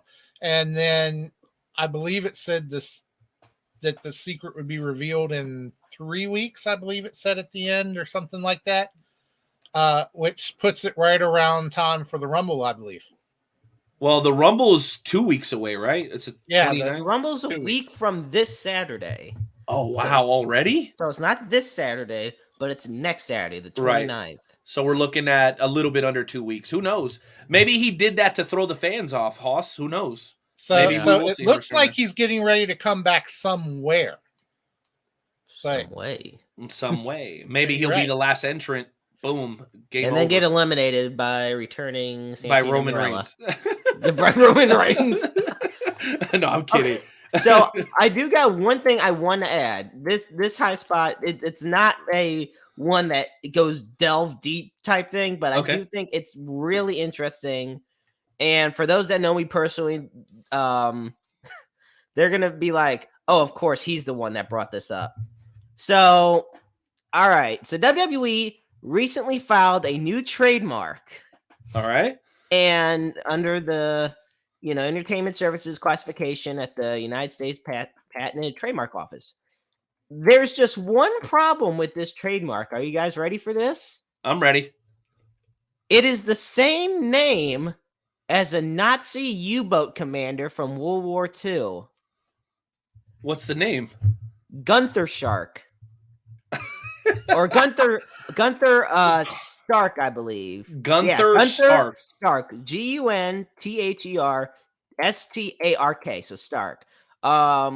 And they don't, and nobody knows who this name is intended for currently, but the most notable Gunther Stark in history was a military U-boat commander for the Nazis. So, of course, leave it to the Jew to find something about the Nazi commander on the wrestling podcast. Sniff the stuff out. It's like a right. I was going to say, well, I got the nose for it. What can I say? And that Gunther Stark died in 1944. But this it cracks me up because I'm like, why I'm wondering just who this is intended for. Or what this is intended for. I mean, I'm thinking of what wrestlers are even left on the roster to even give this to. I just love the fact that they come up with these. I don't know. Dude, I just love the fact that they come up with these and don't have the person designated for them yet. But then again, it worked with Undertaker. From what I understand, the Undertaker character was already under development before they found Mark Calloway. So I don't know. There's definitely a method to their madness, right? So this one just sounds way off base to me. Well, that's true. Now remember when they had Team PCB and they had to change that because I think it was the same name. It was like a porn site or a porn thing or something when it was Paige, Charlotte, and Becky. Yeah. Yeah, good times. So they had to change that. I got one last one for you guys because Niles is ready to go. Okay, it's a one-word answer. Awesome. If you had the opportunity to start a promotion with one of these two guys today, who would you choose? Would you choose Braun Breaker or would you choose Hook, who has an incredible following right now for those that have been paying attention? So if you had to choose one of those two guys, who would you put your money on with your promotion? Oh, she can go first. I think I got my answer, but it's a tough. You know what? Yeah, you go first, Hoss. Honestly, I think I know more about Braun Breaker than I do Hook, so I would have to say Braun Breaker just because of the fact that I know more about him. Now, I know Maestro watches a lot of AEW, so... Right. I was going to go Hook, and I'll tell you why. It's not even because I know Braun Breaker and everything, but I think for me, Hook has more... Like you said, it's about the following. So if you're going to start a promotion, why not have the guy that has the bigger name? That's like AEW starting instead of with Chris Jericho and Kenny Omega and the Young Bucks. Instead they're starting with Peter Avalon. Right. They're starting with the Bashers and freaking oh God, what's his name? Kenzo Suzuki. Cool. Very talented guys, by the way, but yeah, everybody's talented. Yeah. But we're talking about big names, that you have to build a promotion around, because you have to build a promotion around, you have to have more than just great wrestling ability. That is the number one thing we have learned in all of our years is watching wrestling, and that is why the faces of the companies are the faces that they are. John Cena was more than just a great wrestler. Roman Reigns is just more than a great wrestler, things like that. So to me, Hook has the following, and as he grows more with his talents, that would be my go-to guy. Bad. I love that. Thank you guys for that insight. And you know what? We're right up against it. We're actually running about 2 minutes late, so let's get right into it. Ladies and gentlemen, it is both an honor and a pleasure for me to welcome back in a man that I have to admit I'm a fan of, have been for a very, very long time. And I appreciate him because he's kind of got through somewhat of a metamorphosis in his career. He was doing one thing long ago, and now he's doing something completely different. and I think he's really hit a stride. And people throughout at least our area know who this man is. They respect his opinion and his abilities inside and outside the ring. So, ladies and gentlemen, it's time to get a little sophisticated. Hopefully, you guys got your wine ready to go as we welcome in the one, the only, the Connoisseur, Niles Plonk.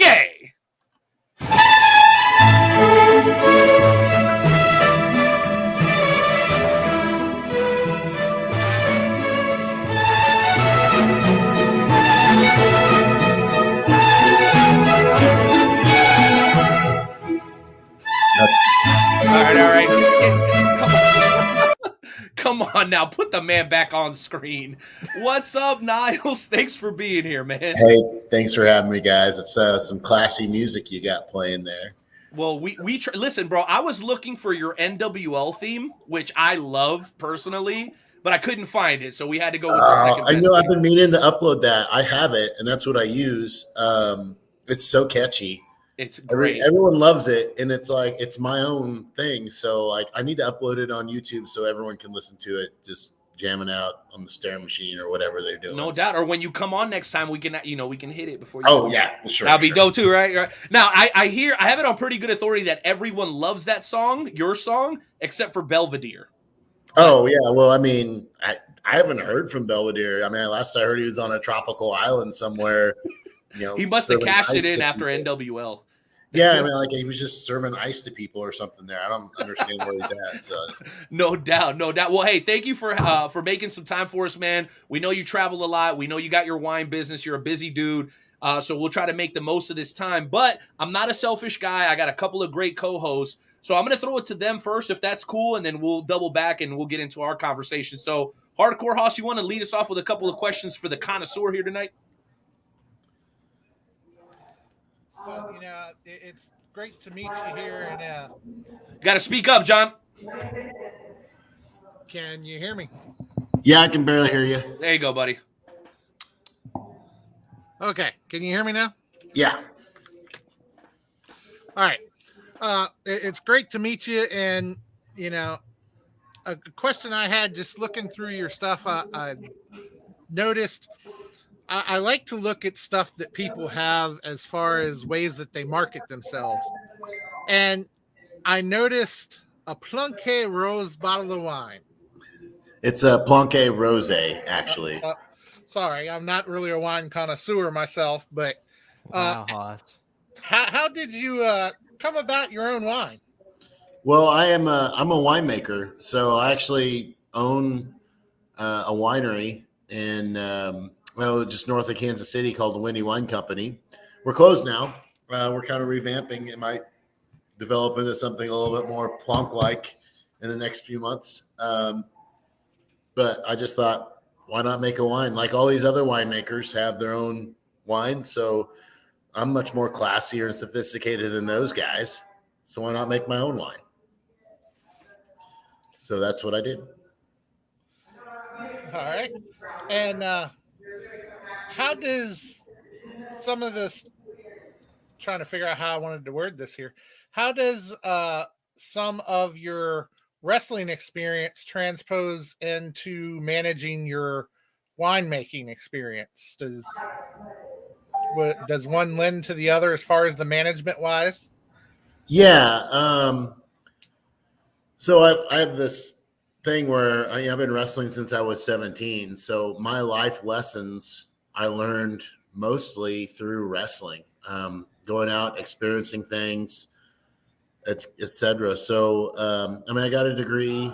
I went to college. I got my degree, and but I use more input and promotion and marketing that I've learned through wrestling than I ever have through any college class that I ever took. So, just the ability to speak, because I'm normally a very shy, very introverted person. I grew up on a farm, so I was kind of isolated from bigger areas and things like that. So wrestling kind of broke that shell for me so that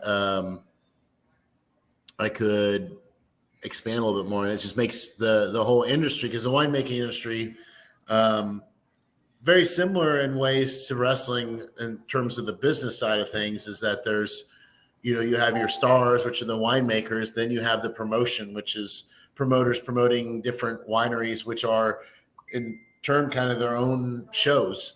And you line up your wines, which is kind of your roster, and you taste them, and people pick the ones they like. They don't like some of them. They like, and it just, I relate everything to wrestling, so that's why it makes sense to me. So it's been, I can't tell you I wouldn't have done this doing something else in my life, but wrestling has been really in any basic thing I do, even eating, cooking, stuff like that. I think about something with wrestling to apply to it. So it's a way of life, baby. It ain't just a hobby or some weekend shit, right? Is that fair? Oh, yeah. It's that fair? Yeah, absolutely. And I'm not getting on people who treat it as a weekend thing, as long as I respect it for what it is. I know I have really good friends that only wrestle on the weekends, and I've known them for years, and that's all they've ever done is just as a weekend thing. I mean, most wrestlers nowadays, we are just weekend guys because there's not a lot running during the week. That's a good point. But I'm talking guys that maybe wrestle like once every couple months or once a month or something like that.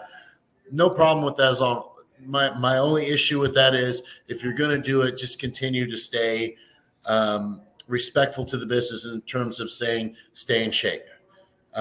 Make sure that you're not getting in there for the first time in 4 weeks when it's your turn to wrestle again. Make sure you get some experience, some training in there in between, just to make sure you're not going to hurt yourself or someone else, God forbid. So, again, different walks on life. I mean, I'd love to do this 7 days a week if I could. But the reality is in today's market, we can wrestle, and I wrestle. Sometimes I wrestle 4 or 5 days a week. But it's harder and harder to do that as promotions usually just run a Friday, Saturday, maybe a Sunday. Especially in the Midwest area. So I've had to go outside this area to do more, which is fine. It's one of those things that's harder to do now than it was, say, 40 years ago when territories were still running and you had a Tuesday night TV taping, a Wednesday night house show, you know what I mean? So. Definitely some different energy. Maestro, I know you're chomping at the bit, John. Great questions. What do you got for Niles Plonk? I'm sorry, Plonk. Plonk, I don't want to make I'm sorry. I had a Freudian slip. It won't happen again, I promise. We have to work together sometimes, so I want to stay on your good side. Right. He's gonna leave before I have a chance to ask him a question because of your screw ups, man. I'm telling you. My bad. I'm gonna be careful, I promise. Okay. I believe me, I have faith in you, buddy. Thanks, man. Niles, I have to ask, dear sir. So, where did you get your love for the finer things, or I guess you could say the whiner things, if you will? Honestly, from a personal side of things, I started making beer as a just kind of a fun activity. Someone got me one of those little kits, those Mr. Beer kits. That was probably 15, 16 years ago. I wasn't a big drinker. I didn't drink till I was 22. I never tried it. I'm just not I'm not straight edge, but I'm not like a party guy. So, what I really enjoyed about it, and it relates to wrestling, is that whenever I bottled that beer, I didn't drink most of it. I gave most of it away to friends and family, and to watch them enjoy it and give me critiques on it. I'm like, I like this. I like giving to someone else something that I've made. In wrestling, I give them a match and they can enjoy it or process it however it is. With the alcohol industry, I produce something that they can enjoy, and it's more rewarding to me to watch them drink a bottle of wine than it is to sell it, from the perspective of I enjoy seeing someone enjoy something that I have done. So the finer things in life comes with, the wine industry is often we're glorified as winemakers is that we're sitting out on a beach or under our vineyards with a tuxedo, sipping a glass of wine and having some pretty girls fan us and stuff like that. Reality is we're out there in, jean shorts and Band-Aids on our hands because we're pruning vines, and our hands are always stained purple. One of the funny stories I have, I'm going to branch off on this. When I first started doing the character and the NWL, the owner, Major Baston, love the guy, a great dude. Shout out to Major. He would always come up to me and he's like, Craig or Niles, you're supposed to be this classy dude, but your fingernails look black, they look dirty all the time. I'm like, Major, I'm a winemaker. Like, they get stained. So I just trimmed them and whatnot, but at any time they're purple, the grapes stain your fingernails. So you got to keep them manicured. You look like you have dirty nails all the time. Yeah, even the dirt, right? Yeah, it's in there. Even the dirt. I mean, they weren't dirt. They're just stained. The grape stain your nails. So, it's not a glorious job, but it's got some glorious perks to it. It's just like wrestling, the actual bumping and fighting and falling and bleeding and sweating and training and all that. That's not glorious at all. That's stuff that hurts, and obviously it's going to take a toll on our body and immediately, but years down the road. But it's the reward we get from it. That's where that that classiness, that upscale stuff we get from it is the reflection of what we do to get to that point. So that's what I really appreciate about it is when I see someone that's got some success to them, either by wine or wrestling, and they're able to post a picture on a private jet drinking a 2014 Merlot from Napa Valley or wherever they're going to drink it. I don't just assume that's their normal lifestyle. I know that they're doing other things too. The Rock's a good example of that. He doesn't just sit and enjoy the luxuries of life. He works, he busts his butt harder than anybody else in Hollywood right now. That's why he's the top paid guy, right? Well deserved. The top paid guys. Well, So I I see success in that stuff as guys gals, whatever, putting in the work to get to that point. And so I always respect that and say they're here because they put the time in and the work in, and they put the effort in because they love what they do. I mean, there's no other word for it. So I love it. No, it's great that you keep that passion going through you, and you translate it both inside the ring and out of it. So it's that cross bridge. So, and of course you got the wine glass, so it's perfect. There Yeah, exactly. I was like, we had to have the music. Renee over here straight. No, this is the funny thing. You got Renee just chugging this. You got me with the plastic water bottle, and then get you. Yeah, but I'm Mexican, bro. So I gotta stick with the gimmick. Well, then I'm surprised you don't have the plastic. Mucha cerveza and muchos tacos. That's right. So not all stereotypes are bad, for the record. No, but they are funny. Yeah, hell yeah. So now, we have a question. Well, there's a lot of questions our Wrestle Talk podcast audience is asking.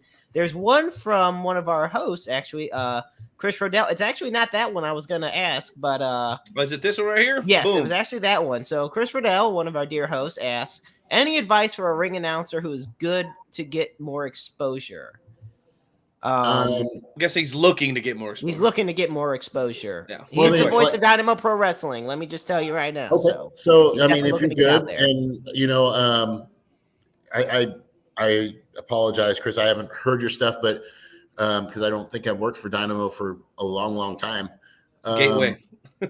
Gateway days? Does that go back to Gateway? Maybe. Right. Wow. Okay. Cool. Just stuff. a long time ago. I would do the same thing I would tell a wrestler in this industry is reach out to different promotions. So one of the worst things you can do as an up and coming wrestler in an area is stay in your area. That was my biggest fault for years. I wish I would have done what I've done in the last 3 years, 10 years ago, which is hit everywhere, go everywhere, travel, just get in the car and go. Because that's really the only way you're going to get known outside of your area. I mean, it's okay to be, if and again, going back to the weekend warrior thing, If all you want is exposure in your area, then by all means focus on your area, and you'll get it. You just got to go to different places. Now, it gets a little bit more complicated working in certain areas because this promotion may not like this promotion, which doesn't like this promotion. So there's always that chain. You got that chain, and that's how business works. You can't work at McDonald's and Burger King at the same time. It's in their contract. I told you, Maestro.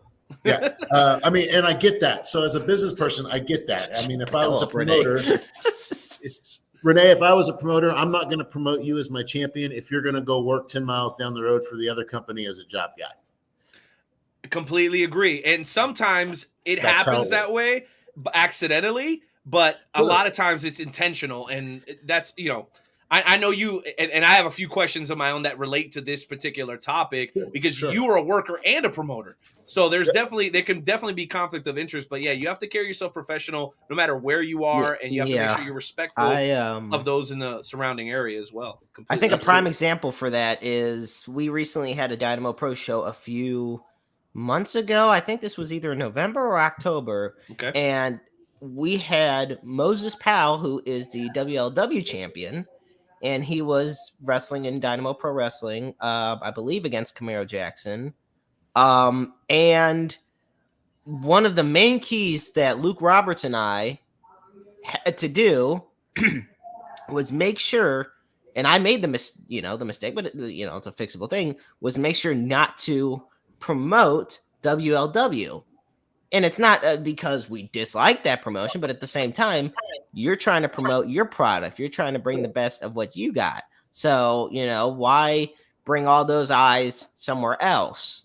And yes, Renee, I get it with the whole thing about Jeff Bezos working at Walmart. Okay, my gosh, you missed that part of our conversation. Now it was kind of similar to this, and I was making the argument that you can't have an executive go and show. We were talking about Cody.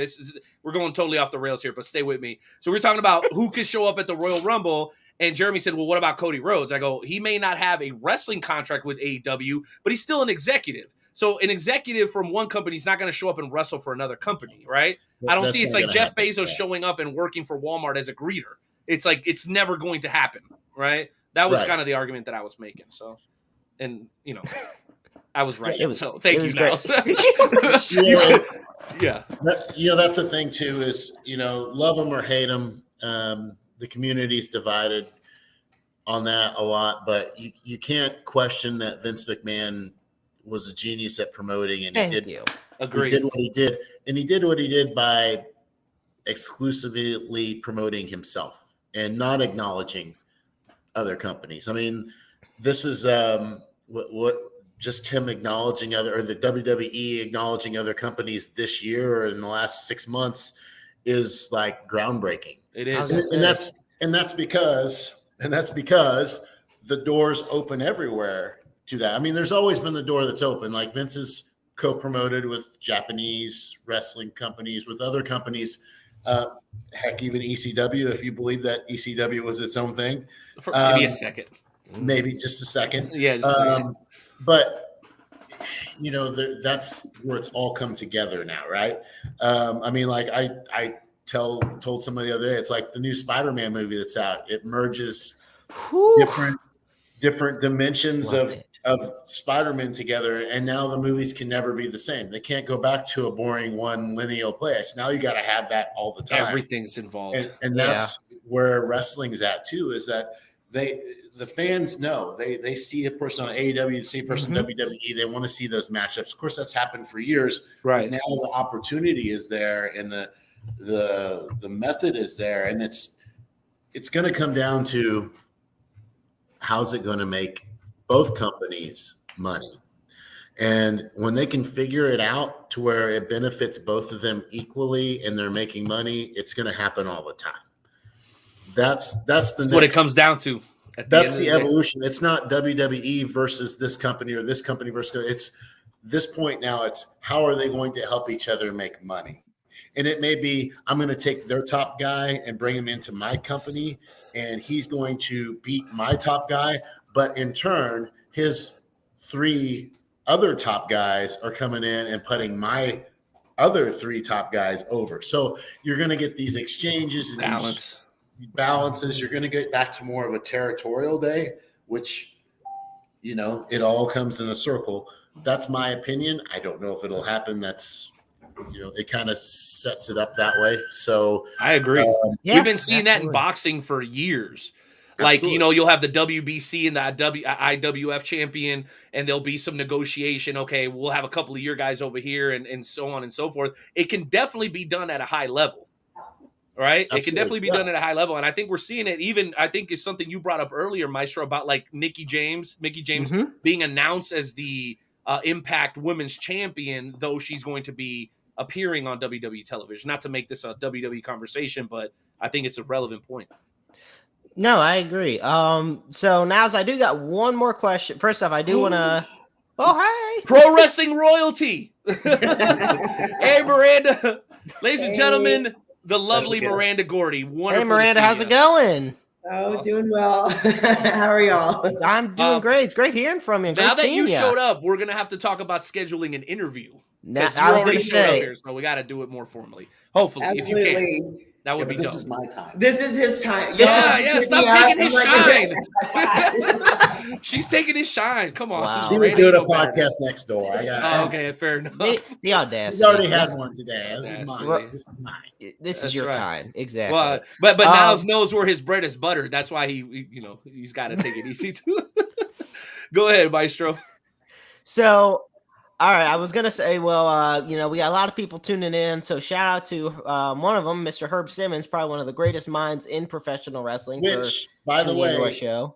Herb Simmons is not retired, contrary to what has been circulating around. Bullshit. I just talked to Herb earlier today, and he was trying to he's booking us. So whatever that rumor. I was going to say, I talked to him yesterday. He's going. Herb is not retired. Herb is still promoting 46 years, I think he said. 47 years. So have you seen the stuff he's been putting out on social media, Niles? Some of these he sends it to me. It's great. Dude, stuff's going out to Roku TV now. Like, he's great. I mean, SICW is fun. It's one of my favorite places to work in this area. Like the TV stuff we do on Sundays, I've done a couple of those now for him. He puts on great.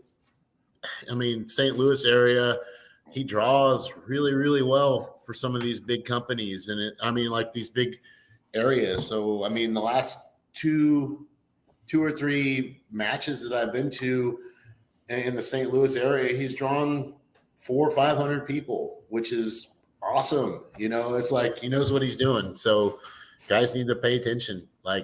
He's got the knowledge to do it. I credit, just in the last 3 years, I'm gonna put him up on a pedestal for a minute, where I've got to know Herb a little bit more. I was introduced to Herb.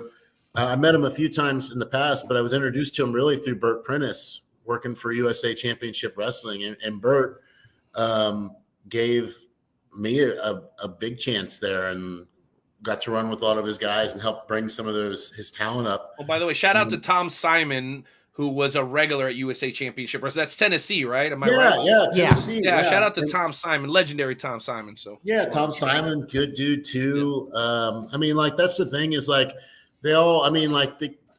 Modern wrestling kind of gets a little bit heated with the old time mentality of wrestling, but the reason that the old time wrestling is, and I'm not saying old school is always right in every circumstance, but it is almost right all the time.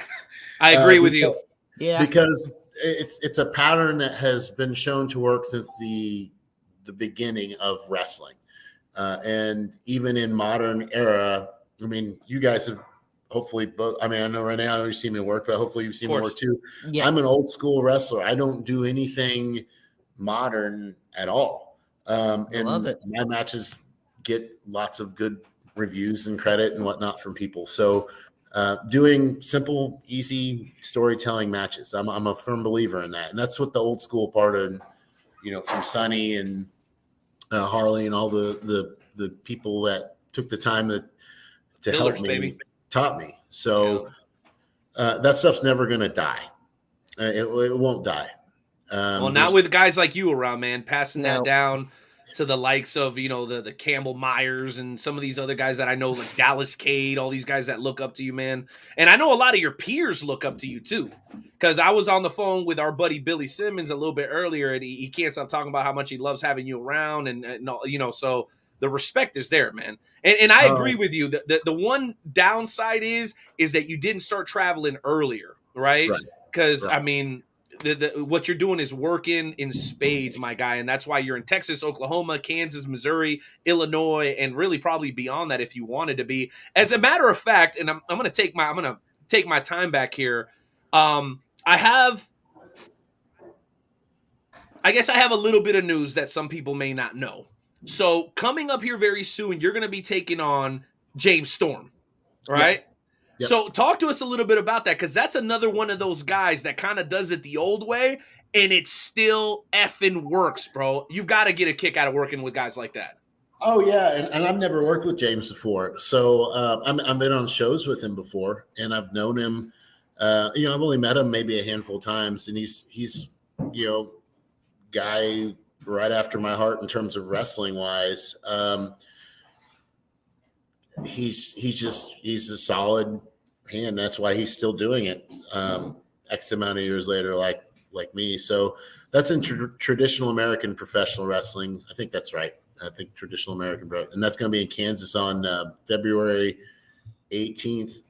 I'm looking really forward to that, because he's one of the guys I always wanted to tie up with and do some stuff. He's talented and will tell a story. I mean, that's the thing, is we don't even think about moves. He's a guy like me. We only think about what we're going to do. We just think about how we're going to do what we want to do. And, guys like that are a gem in this business now that have been around forever. Guys like Chase Stevens, Matt Winchester,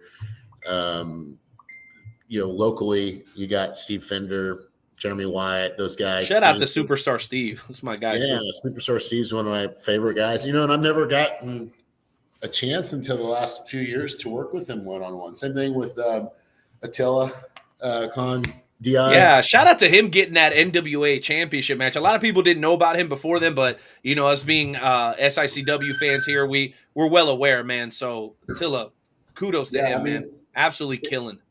If it's one thing that's a tribute to the years I've put into the business, it's working with guys that I consider to be guys that I want to listen to when I wrestle a match with, and then have them tell me they love working with me. They could work with me 7 days a week. I mean, that's a tribute to my training and devotion that, for years I didn't get that because I was the guy in here helping other guys out. It's like, so now it's kind of, I'm taking my reward and going out and getting opportunities to wrestle with guys that are, done other things or bigger things than I ever have. Bro, you got Tim Storm coming up in March. Like, come on, man. You're living a fantasy, my guy. Like, Miranda Gordy just popped in. You're drinking wine. You're fighting Tim Storm. You're living the life, man. Bro. Come on. You're being normal right now. Yeah, I'm wrestling Tim in Texas, I think. That's right. Him and Sean Hernandez. Yeah, I'm either wrestling Tim or Sean Hernandez. I don't think they've put the final. Maybe they didn't announce as Tim. I've wrestled Tim before. I love Tim. Tim's one of my favorite people. I put this every time. It seems like every podcast I've done in the last 6 months, they brought up Tim, and I will say the same thing every time. Tim is an absolute joy to have in any locker room. He's a person that will enhance your locker room. Not only will he have a good match, and he's got the name and the NWA championship lineage to help him out, right? But he's just a guy that is just a knowledgeable person. He's calm. He will help de-escalate problems if there ever are any. I've seen him do that. I mean, he's just a great dude. Great dude. No question about it. Well, you know what? I think you know how I roll. And to us, it's really all about the fans and the people that support the sport that we love and also that support the podcast here. So we actually have somebody who listens to the show regularly that would like to come on and share his thoughts with you. Is that cool? Absolutely. Sure. All right, ladies and gentlemen, longtime friend of the show, representing the wonderful Michael's Corner, the one and only Michael Pam. Michael, welcome to the show. What do you got for the Connoisseur tonight, buddy? Hey, Michael. Yeah. Hey. Niles, I got some few words for you. Oh my goodness. Oh boy. You know, I'm telling you, you are a cheater in steel domain wrestling. Maybe. Well, what else do you expect me to do in Minnesota? He's got to win. Oh my God. I mean, come on. There's not much else to do. Cheating? It's the only way Minnesotans would win. I don't know. And you always drink your little wine you got there, but it was red the last time I seen. That's red on show days. Yeah. And white every other day. Yeah, cheater. Oh, I'm done.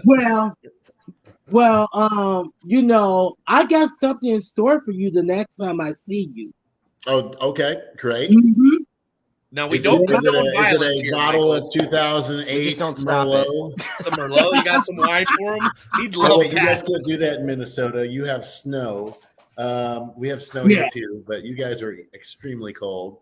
Unless it's a bottle of wine, Michael, I don't know if I'm really wanting to take that. It's a snow. Whatever you bring, I will gladly shed some class and sophistication on it. How's that? Just don't bring your cheap wine to Minnesota. Oh, okay. That's all you guys know is cheap wine. Box wine in Minnesota only. Oh my God. Why? All right, Michael. Well, we are running a little bit of short on time, man. Any other thoughts for the Connoisseur here tonight?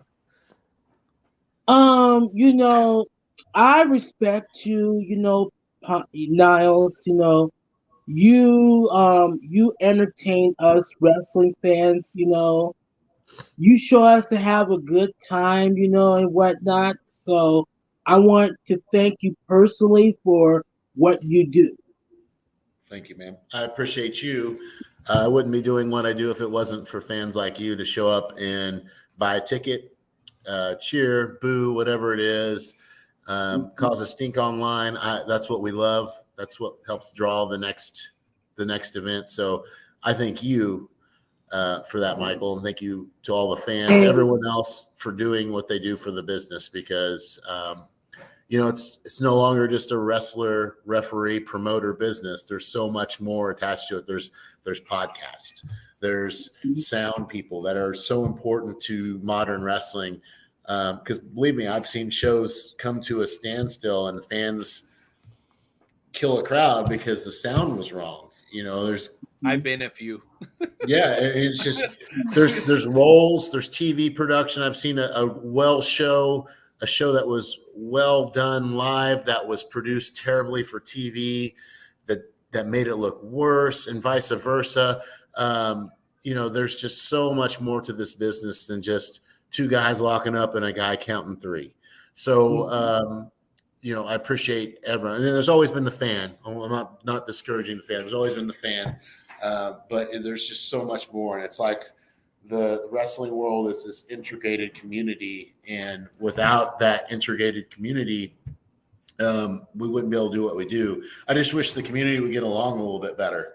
But maybe that can change. Maybe things will change once doors open and whatnot, and people can start working together instead of trying to fight each other on stuff. But you know, either way, it's a good reflection of where wrestling's at now, and it's how it's adapted.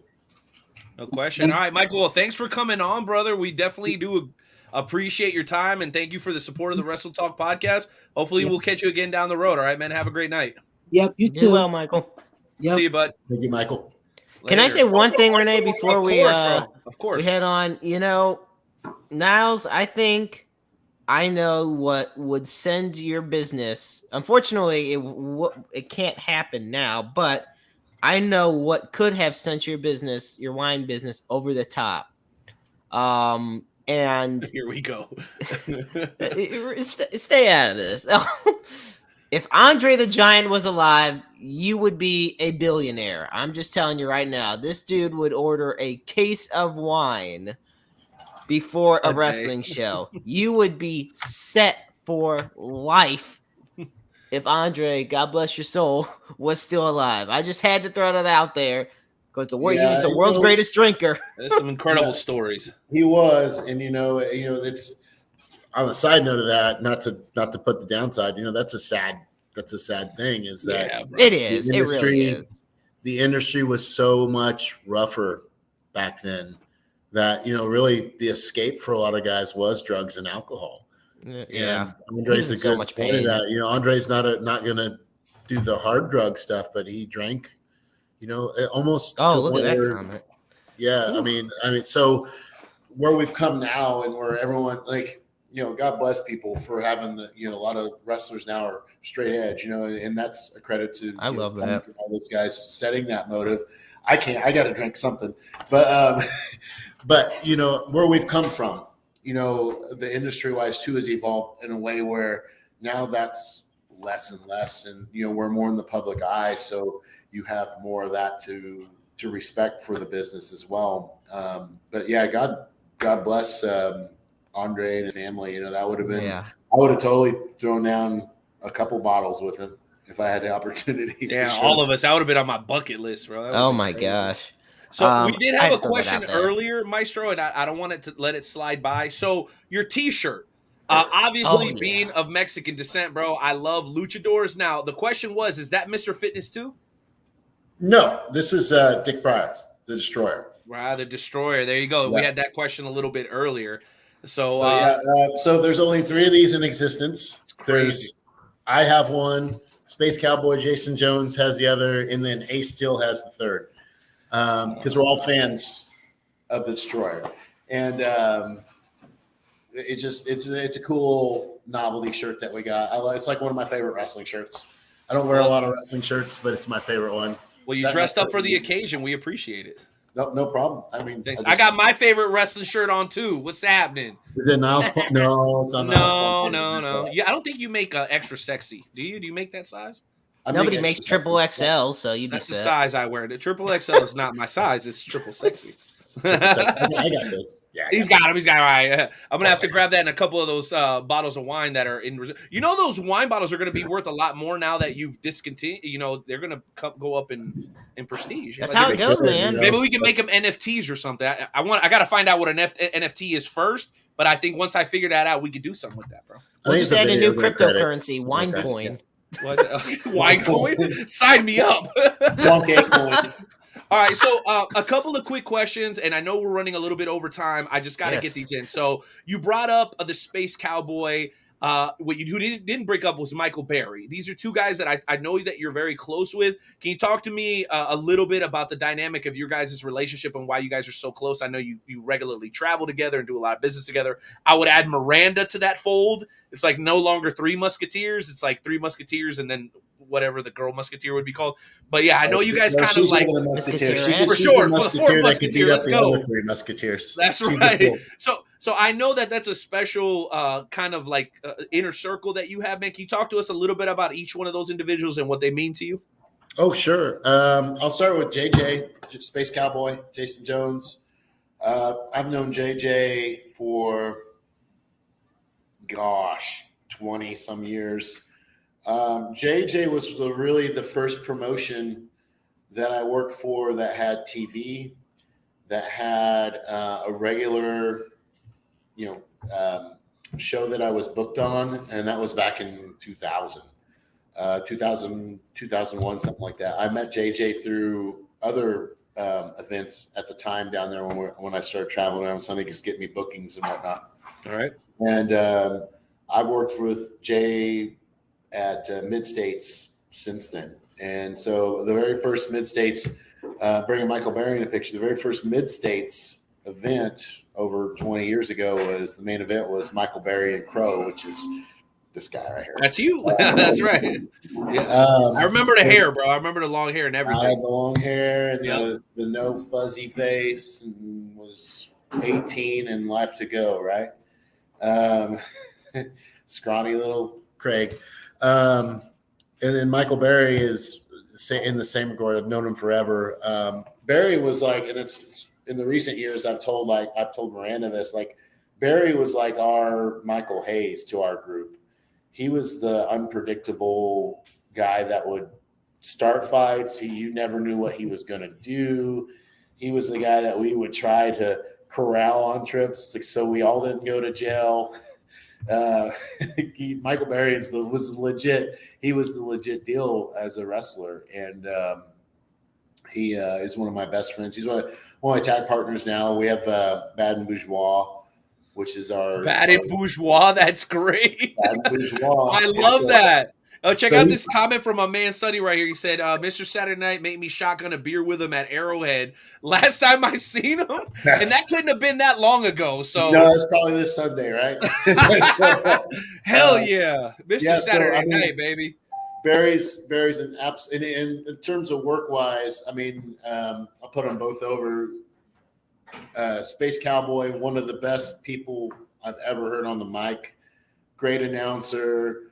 As far as psychology wise, match wise, great. He trains a lot of people down there and is doing a good job with them. Michael Berry's just a fantastic worker. He's always been a bigger guy. So you can throw him in there with a guy like a Goldberg and it would look believable. You could throw him in there with a guy like Fuego, a smaller guy, and he'll work depending on where he needs to be. Barry's he's very animated. He embraces whatever he needs to do for promos. He has no shame. Okay. So let me ask you a question to piggyback off that. Yeah. When you guys went to NWL and he had to start running that Flex Zerba thing, you know him better than most people. Did he love it or did he hate it? Because I think some people got a great deal out of that thing, and I think some people got a pretty raw. And I don't mean like contracts or anything like that. I'm just talking about the characters. Right. He viewed it the same way I did. We didn't love it or hate it. We understood what it was. Okay. That when the NWL came around, to us, it was just, it's another one of these promotions that are going to start up with a lot of backing behind it. It might have some momentum. We're going to ride it until it dies. Now that turned to something more, and the dying of it happened much more sudden than we wanted it to. About 2-year mark, right? Yeah. The most fun I've ever had in a promotion was with the NWL. I bet. It was where I got my legs as Niles. It's where I met a lot of good people and formed some good bonds with people, stronger bonds with people. I think most guys came out of that better for it. I would say most of them did. You see Outlaw, he's doing Black Wrestlers Matter now. KLD's got like 2 promotions. It's insane. Like a lot of these guys, and Jeremy White has only continued to climb, when it comes to the respect that he has in this area. I mean, there's no question. Right. I mean, the ones that devoted themselves to it, which we all did, like it didn't matter if we knew it was going to fail in 6 months or a year. For those 6 months, those years, we put everything into it. It's the ones that had the egos that didn't want to do this gimmick because they didn't feel like it was their indie gimmick. Those are the ones that hurt from it. Not bearing that. Everyone has. I think that's a fair statement. Did better not doing it. Some guys, but most of us that embraced it did better, and we got to piggyback off of it. And that was a sad day when that ended. But for all of us, as we're here for the ride. Let's give it hell until it's over. And right when we were comfortable, like right where we were feeling like this is working, the rug got pulled out, and it was just over. So that was the unfortunate thing is because most of the time you see the writing on the wall. You see it like when every promotion we work for that's been a similar kind of startup setup, you just know like, hey, in 6 months this is going down. Right. That wasn't the case with this one. We were like, hey, we're drawing good crowds, 600 people on these shows. It was crazy, man. We got good production. The people, they know just from, we had the WWE feel where my music would hit or whoever's music would hit before they even saw who it was, they knew who it was. And that's supposed to be. That's a business thing that you drive for as a promotion. You want people to know who you are before they even see you. And then for whatever reason, that's none of my business. I respect Major. Right. I respect the NWL. Decisions had to be made. It's unfortunate. Some guys, lost jobs and things like that, including me. But I'm very thankful for what it was. And I think the whole area is better for it because we can see that it can be done successfully. You can put 500 to 600 people in a show in Kansas City, Overland Park, St. Louis, and even you guys even ran down in southern Missouri as well. I'm not sure exactly where Joplin, you guys were. we went to Joplin Wichita, as well. Springfield, Missouri. We went like all over the place.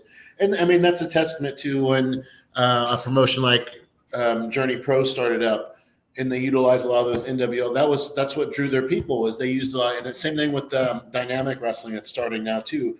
Their first couple shows were almost exclusively NWL talent to draw the Kansas City fans in. Now they can start switching it up, and that's what they did. That's what Journey does now. That's what Dynamics is bringing in more people. But well, shout out to Trinity and Simon, by the way, as well. Yeah, absolutely. Yeah, great guys. dudes. You know, and Walter and DJ and Gabe with Journey. Yeah, and they added Hartzell. They added Hartzell too. So shout out to my guy Hartzell and Chris, who's a big part of their team as well. Yeah.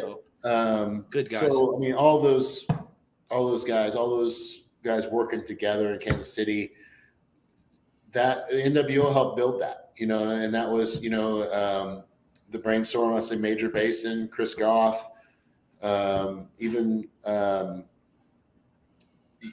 guys like Michael Strider, you know, behind the scenes, they just helped build that. So you know what was the saddest part of it for me, man, outside of the NWO is that we got the NWL, but we lost Metro, and Metro was special.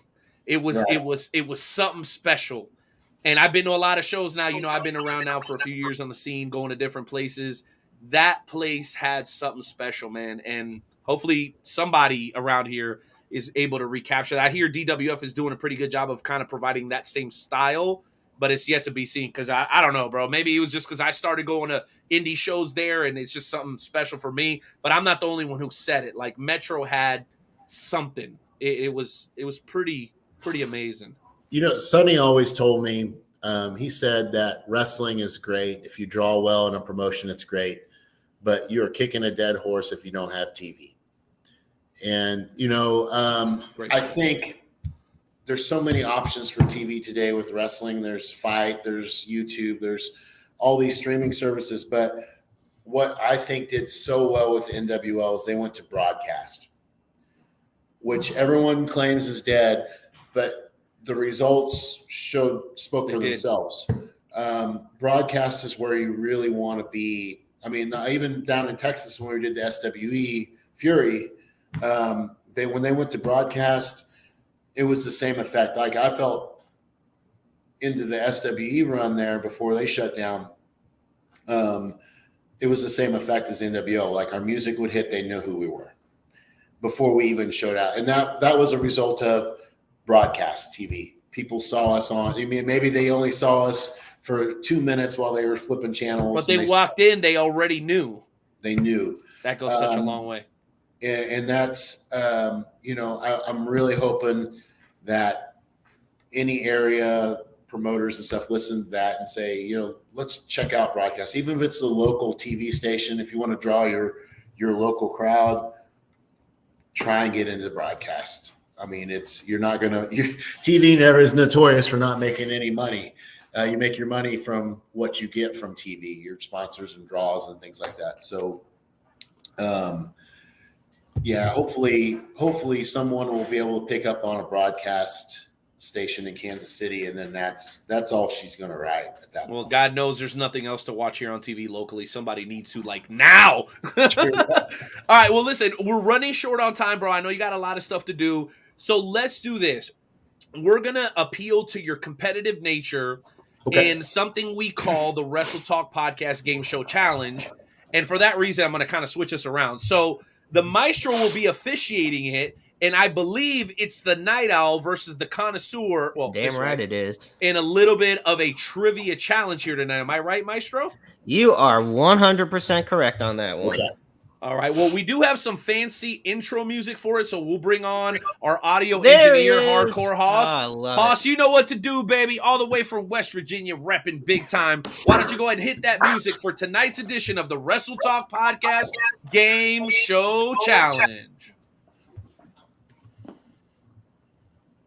You might want to unmute yourself, Haas. It's just a suggestion. All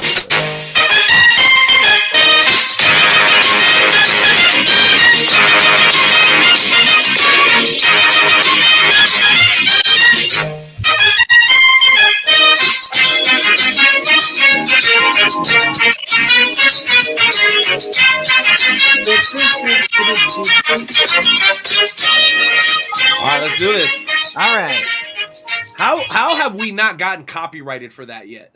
I don't know, but I don't All right, intend John- on that happening anytime soon. John's Don't gonna mention stick it, it might around. happen. Yeah, exactly. Now I'm jinxing us. But John's going to stick around for music at the end. And also, if we're not sure who answered first, John He's will the be tiebreaker. Yeah, he'll be the tiebreaker. So, All right. let's I go ahead. love this. Okay, well, welcome, gentlemen, and all the Wrestle Talk Podcast fans, ladies and gentlemen, to this week's edition of the Wrestle Talk Podcast Game Show Challenge. Tonight's contest is scheduled for the best 2 out of 3 falls. Our contestants are the Night Owl, Renee Martinez, and Niles Plonk, the Connoisseur himself. In a few moments, I will ask both of you gentlemen 3 questions about a particular professional wrestling topic. And whenever you think you know the answer to said question, all you gotta do is shout out your answer. And like I said, Hardcore Haas will be the tiebreaker in case, it's too close to call. Cool. Now, I will say that with the Night Owl being a Chiefs fan, I think we know where the bias is going to lean. Don't be mad at me because I like winners, okay? I don't watch hockey, so we're okay. That's football, but thank you. No. Sure. Wrong sport. But It's still a sport where they hit it with the stick. I get it. Yeah. Right. In honor of tonight's guest, our Wrestle Talk Podcast Game Show Challenge category will be Risky Business. After, like I said, I'm going to give you guys 3 questions, and it's the best 2 out of 3 falls. Whenever you know the answer or you think you know it, all you got to do is shout it out. Okay. Night Owl, are you ready? Okay, just to be clear, you start giving the clues as soon as we know. Just say it, right? All you got to do is say it. Okay, good. Just don't give me a dumbass answer. Well, I can't guarantee that, my guy. Well, then you lost already. All right, Night Owl, you ready? I'm ready. Mr. Plonk, are you ready? Good to go. Awesome. Go, All right, gentlemen. Question number 1. This professional wrestler retired in January 2020 after winning championships in WCW and the WWF. He also acted in 18 different movies. Batista is incorrect. Okay, WCW, duh. Go ahead. Keep going. Jeez. Duh. Dumbass answer. You said movies, asswipe. He is best known today for the yoga program that bears his name. DDP. DDP. DDP, Diamond Dallas Page, is correct. 18 movies for real? Yeah, it's crazy. That's crazy. That's crazy. All right, so it Does is that count the 1. DDP yoga? What's up? Does that DDP yoga? Is that Yeah, included? Yeah. It's not a movie though. It's a That's workout. a movie. I don't know. They're Okay, pretty fine. entertaining. 19. Obviously, I haven't done any DDP yoga. But It's obvious. it'd be like that sometimes, so I don't blame you. Yeah. All right, it is 1-0. All right. Connoisseurs in the lead. A lot of pressure. Question number 2. This professional wrestler is a former singles champion in DDT Pro Wrestling, a former NXT, Raw, and SmackDown Women's Champion. She is a native of Osaka, Japan. Asuka. Asuka is correct. Let's go. All righty. We are tied up. Ooh. All righty. This is gonna be a big one. All right. It is time for the tiebreaker. Okay. Question number 3. This professional wrestler is a former singles champion in WCW and a tag team champion in TNA, NWA, WCW, New Japan Pro Wrestling, and the WWF. A graduate of the University of Michigan, this man was also a member of the NWO and the Main Event Mafia? Nash. Nash is incorrect. Until 2020, this man was known for owning a restaurant in Georgia. Big Papa Pump. Big Papa Pump Scott Steiner is correct. And it was a Shoney's. I love Shoney's. You know what? I'm going to give him an extra point just for knowing you it's a Shoney's. Hit the music, baby. All I do is win, win, win, no matter what. Got money on my mind, I can never get enough. And every time I step up in the building, everybody hands go up. Hey. And they stay there, and they stay there, and they stay there. Excellent job. Okay. Toast yourself and have a drink. You are the winner of the Podcast Game Show Challenge. Time out. That's great. I really wanted to win that car, so thanks, guys. What car? What are you guys talking about? Did somebody not talk to me about this car thing? Wasn't there a car? Haas, come on, Yeah, man. we're You're in charge of this thing. I have a memo here from the night out that says something Well, Well, hopefully Dick Douglas will pay for it. I was about to say, don't say it too loud, but it is Dick Douglas's car. That's right. We'll give you Dick Douglas's car. It's all Yeah. good. Well, now two things. I thought you said that Belvedere wasn't with you anymore, but all of a sudden you have a brand new glass of wine. I didn't see you serve yourself wine. I just poured it.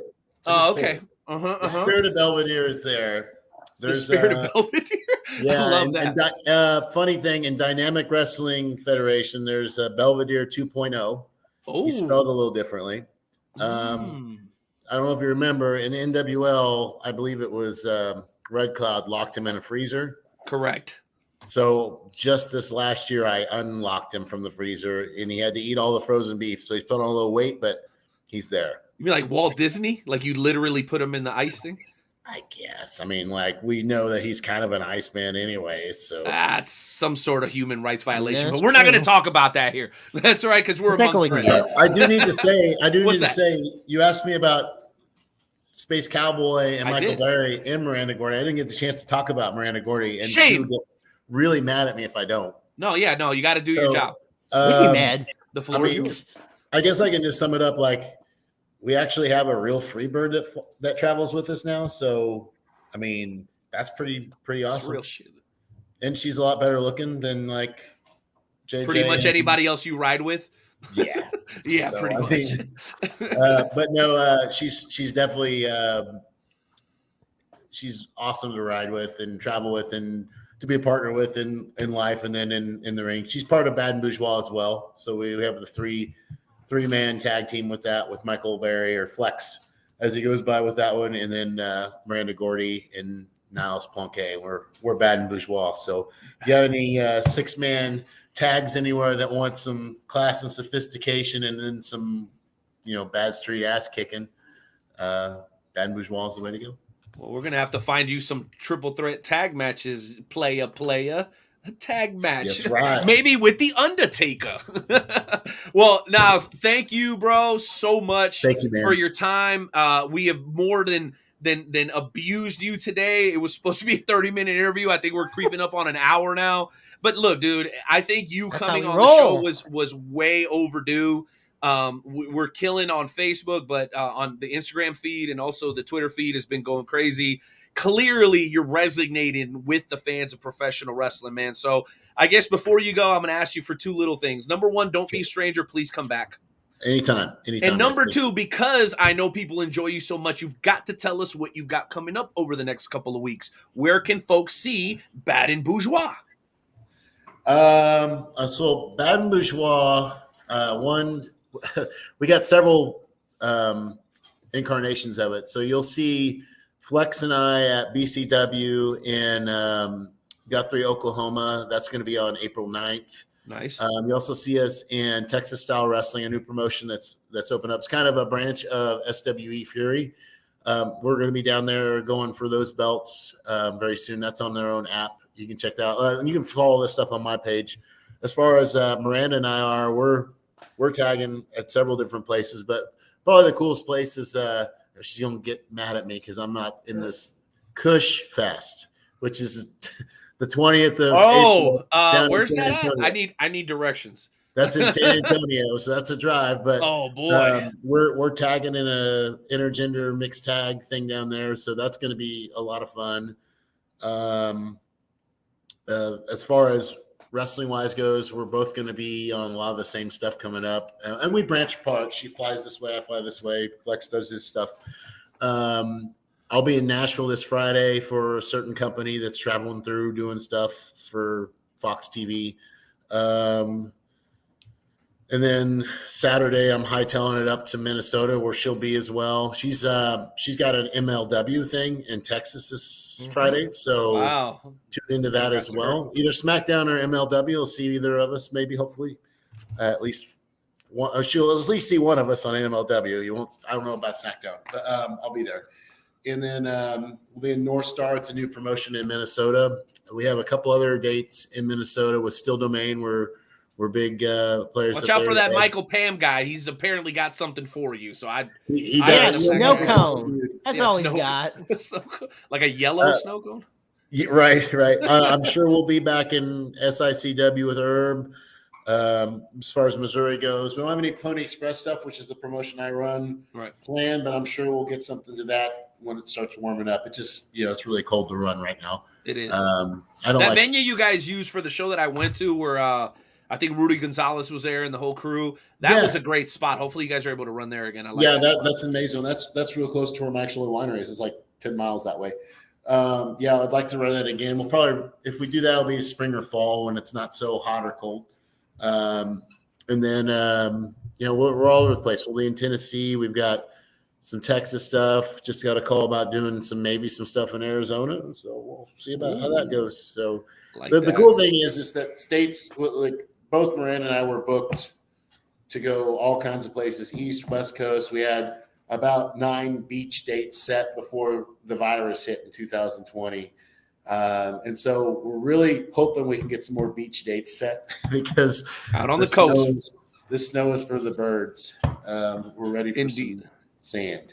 Well, and we want you guys to actually be able to get out and do stuff like that because your schedules are so crazy that be able to get a little time in the sun, one-on-one time. I've been married for a long time, and I know that whether the relationship's young or old, you got to keep things fresh. You got to be able to spend time with each other. And it never hurts when she's in a bikini and you're wearing your shorts and you're having some margaritas or some wine on the beach. I mean, that can't hurt, right?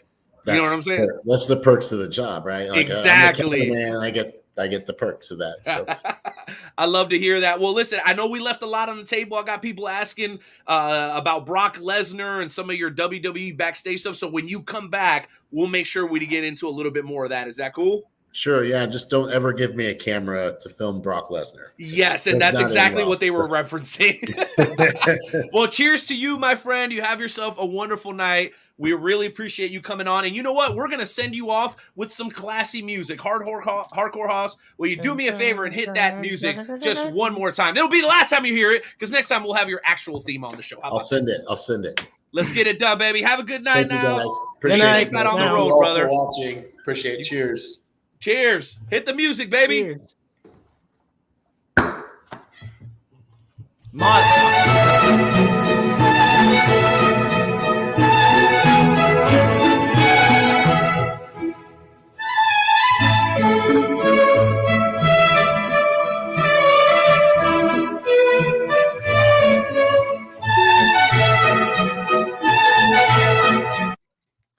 Well, because we are listening to some classic music, allow me to close the show out with my fancy accent. Maestro Hardcore Hoss, today's show was absolutely exquisite. I think we absolutely broke through every barrier in existence, and we continue to be the very best podcast ever based out of the good old Midwest. Thank you very much, Pinky.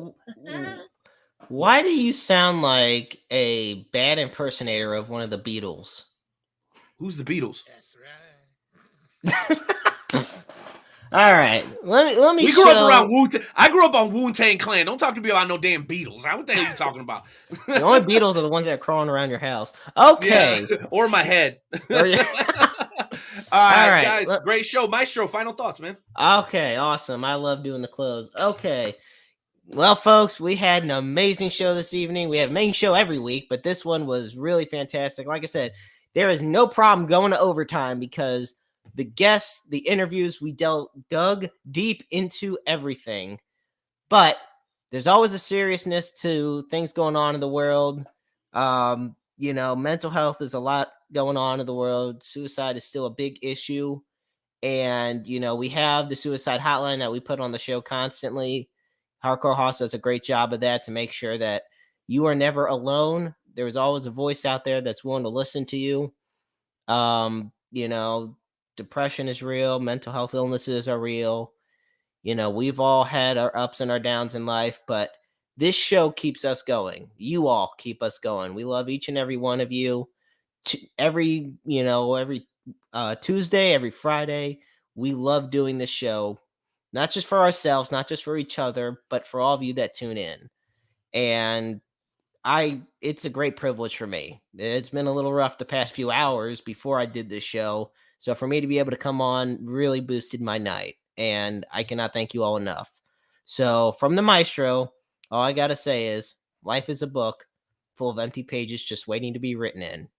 Make your lives worth reading. Good. Maestro with an awesome close. And I got to give you the floor as well, John. Your thoughts on tonight's show, man. Any parting thoughts here for the Wrestle Talk faithful? Just privileged to be a part of the show, and an awesome show it was, and two really great guests, and just looking forwards to next week.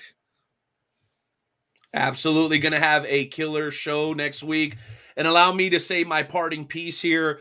Guys, 2022 is going to be a challenging year for all of us. I just recommend that everybody be highly adaptable. And if you take it from the guys that we interviewed today, right? We talked to Cizzko. He's only, 6 years into the business now. He's been in the business for 20 years plus. Like, as long as you have that fire and that passion, keep going. This podcast has been a very slow burn. It's taking forever to even get to this. So as long as you continue to enjoy it and have a passion for it, keep fighting. It's definitely going to be worth it in the end. And just know that the people around you who love you are always going to be there to support you. Even if you drive them crazy like me when you're keeping the kids up and it's like 10 minutes after the show is supposed to be over and your wife is probably over there fuming. Keep doing it, baby. Because if that's your passion, at the end of the day, they'll be happy for you. They'll be happy for you to pursue it. So from the Night Owl to the Hardcore Hoss, to the Maestro and everybody else here in the Wrestle Talk podcast team, we love you. We appreciate you guys. And be ready because next week's going to be crazy. We got Luke Skywalker Roberts and Sonny Money Mayo hosting two incredible guests. Make sure you guys keep tuned in to all the Wrestle Talk podcast platforms to know exactly who's going to be joining us on the show next. Everybody have a blessed night. Take care of yourselves. And we will see you guys next Tuesday at 8 p.m. Eastern Time. Peace.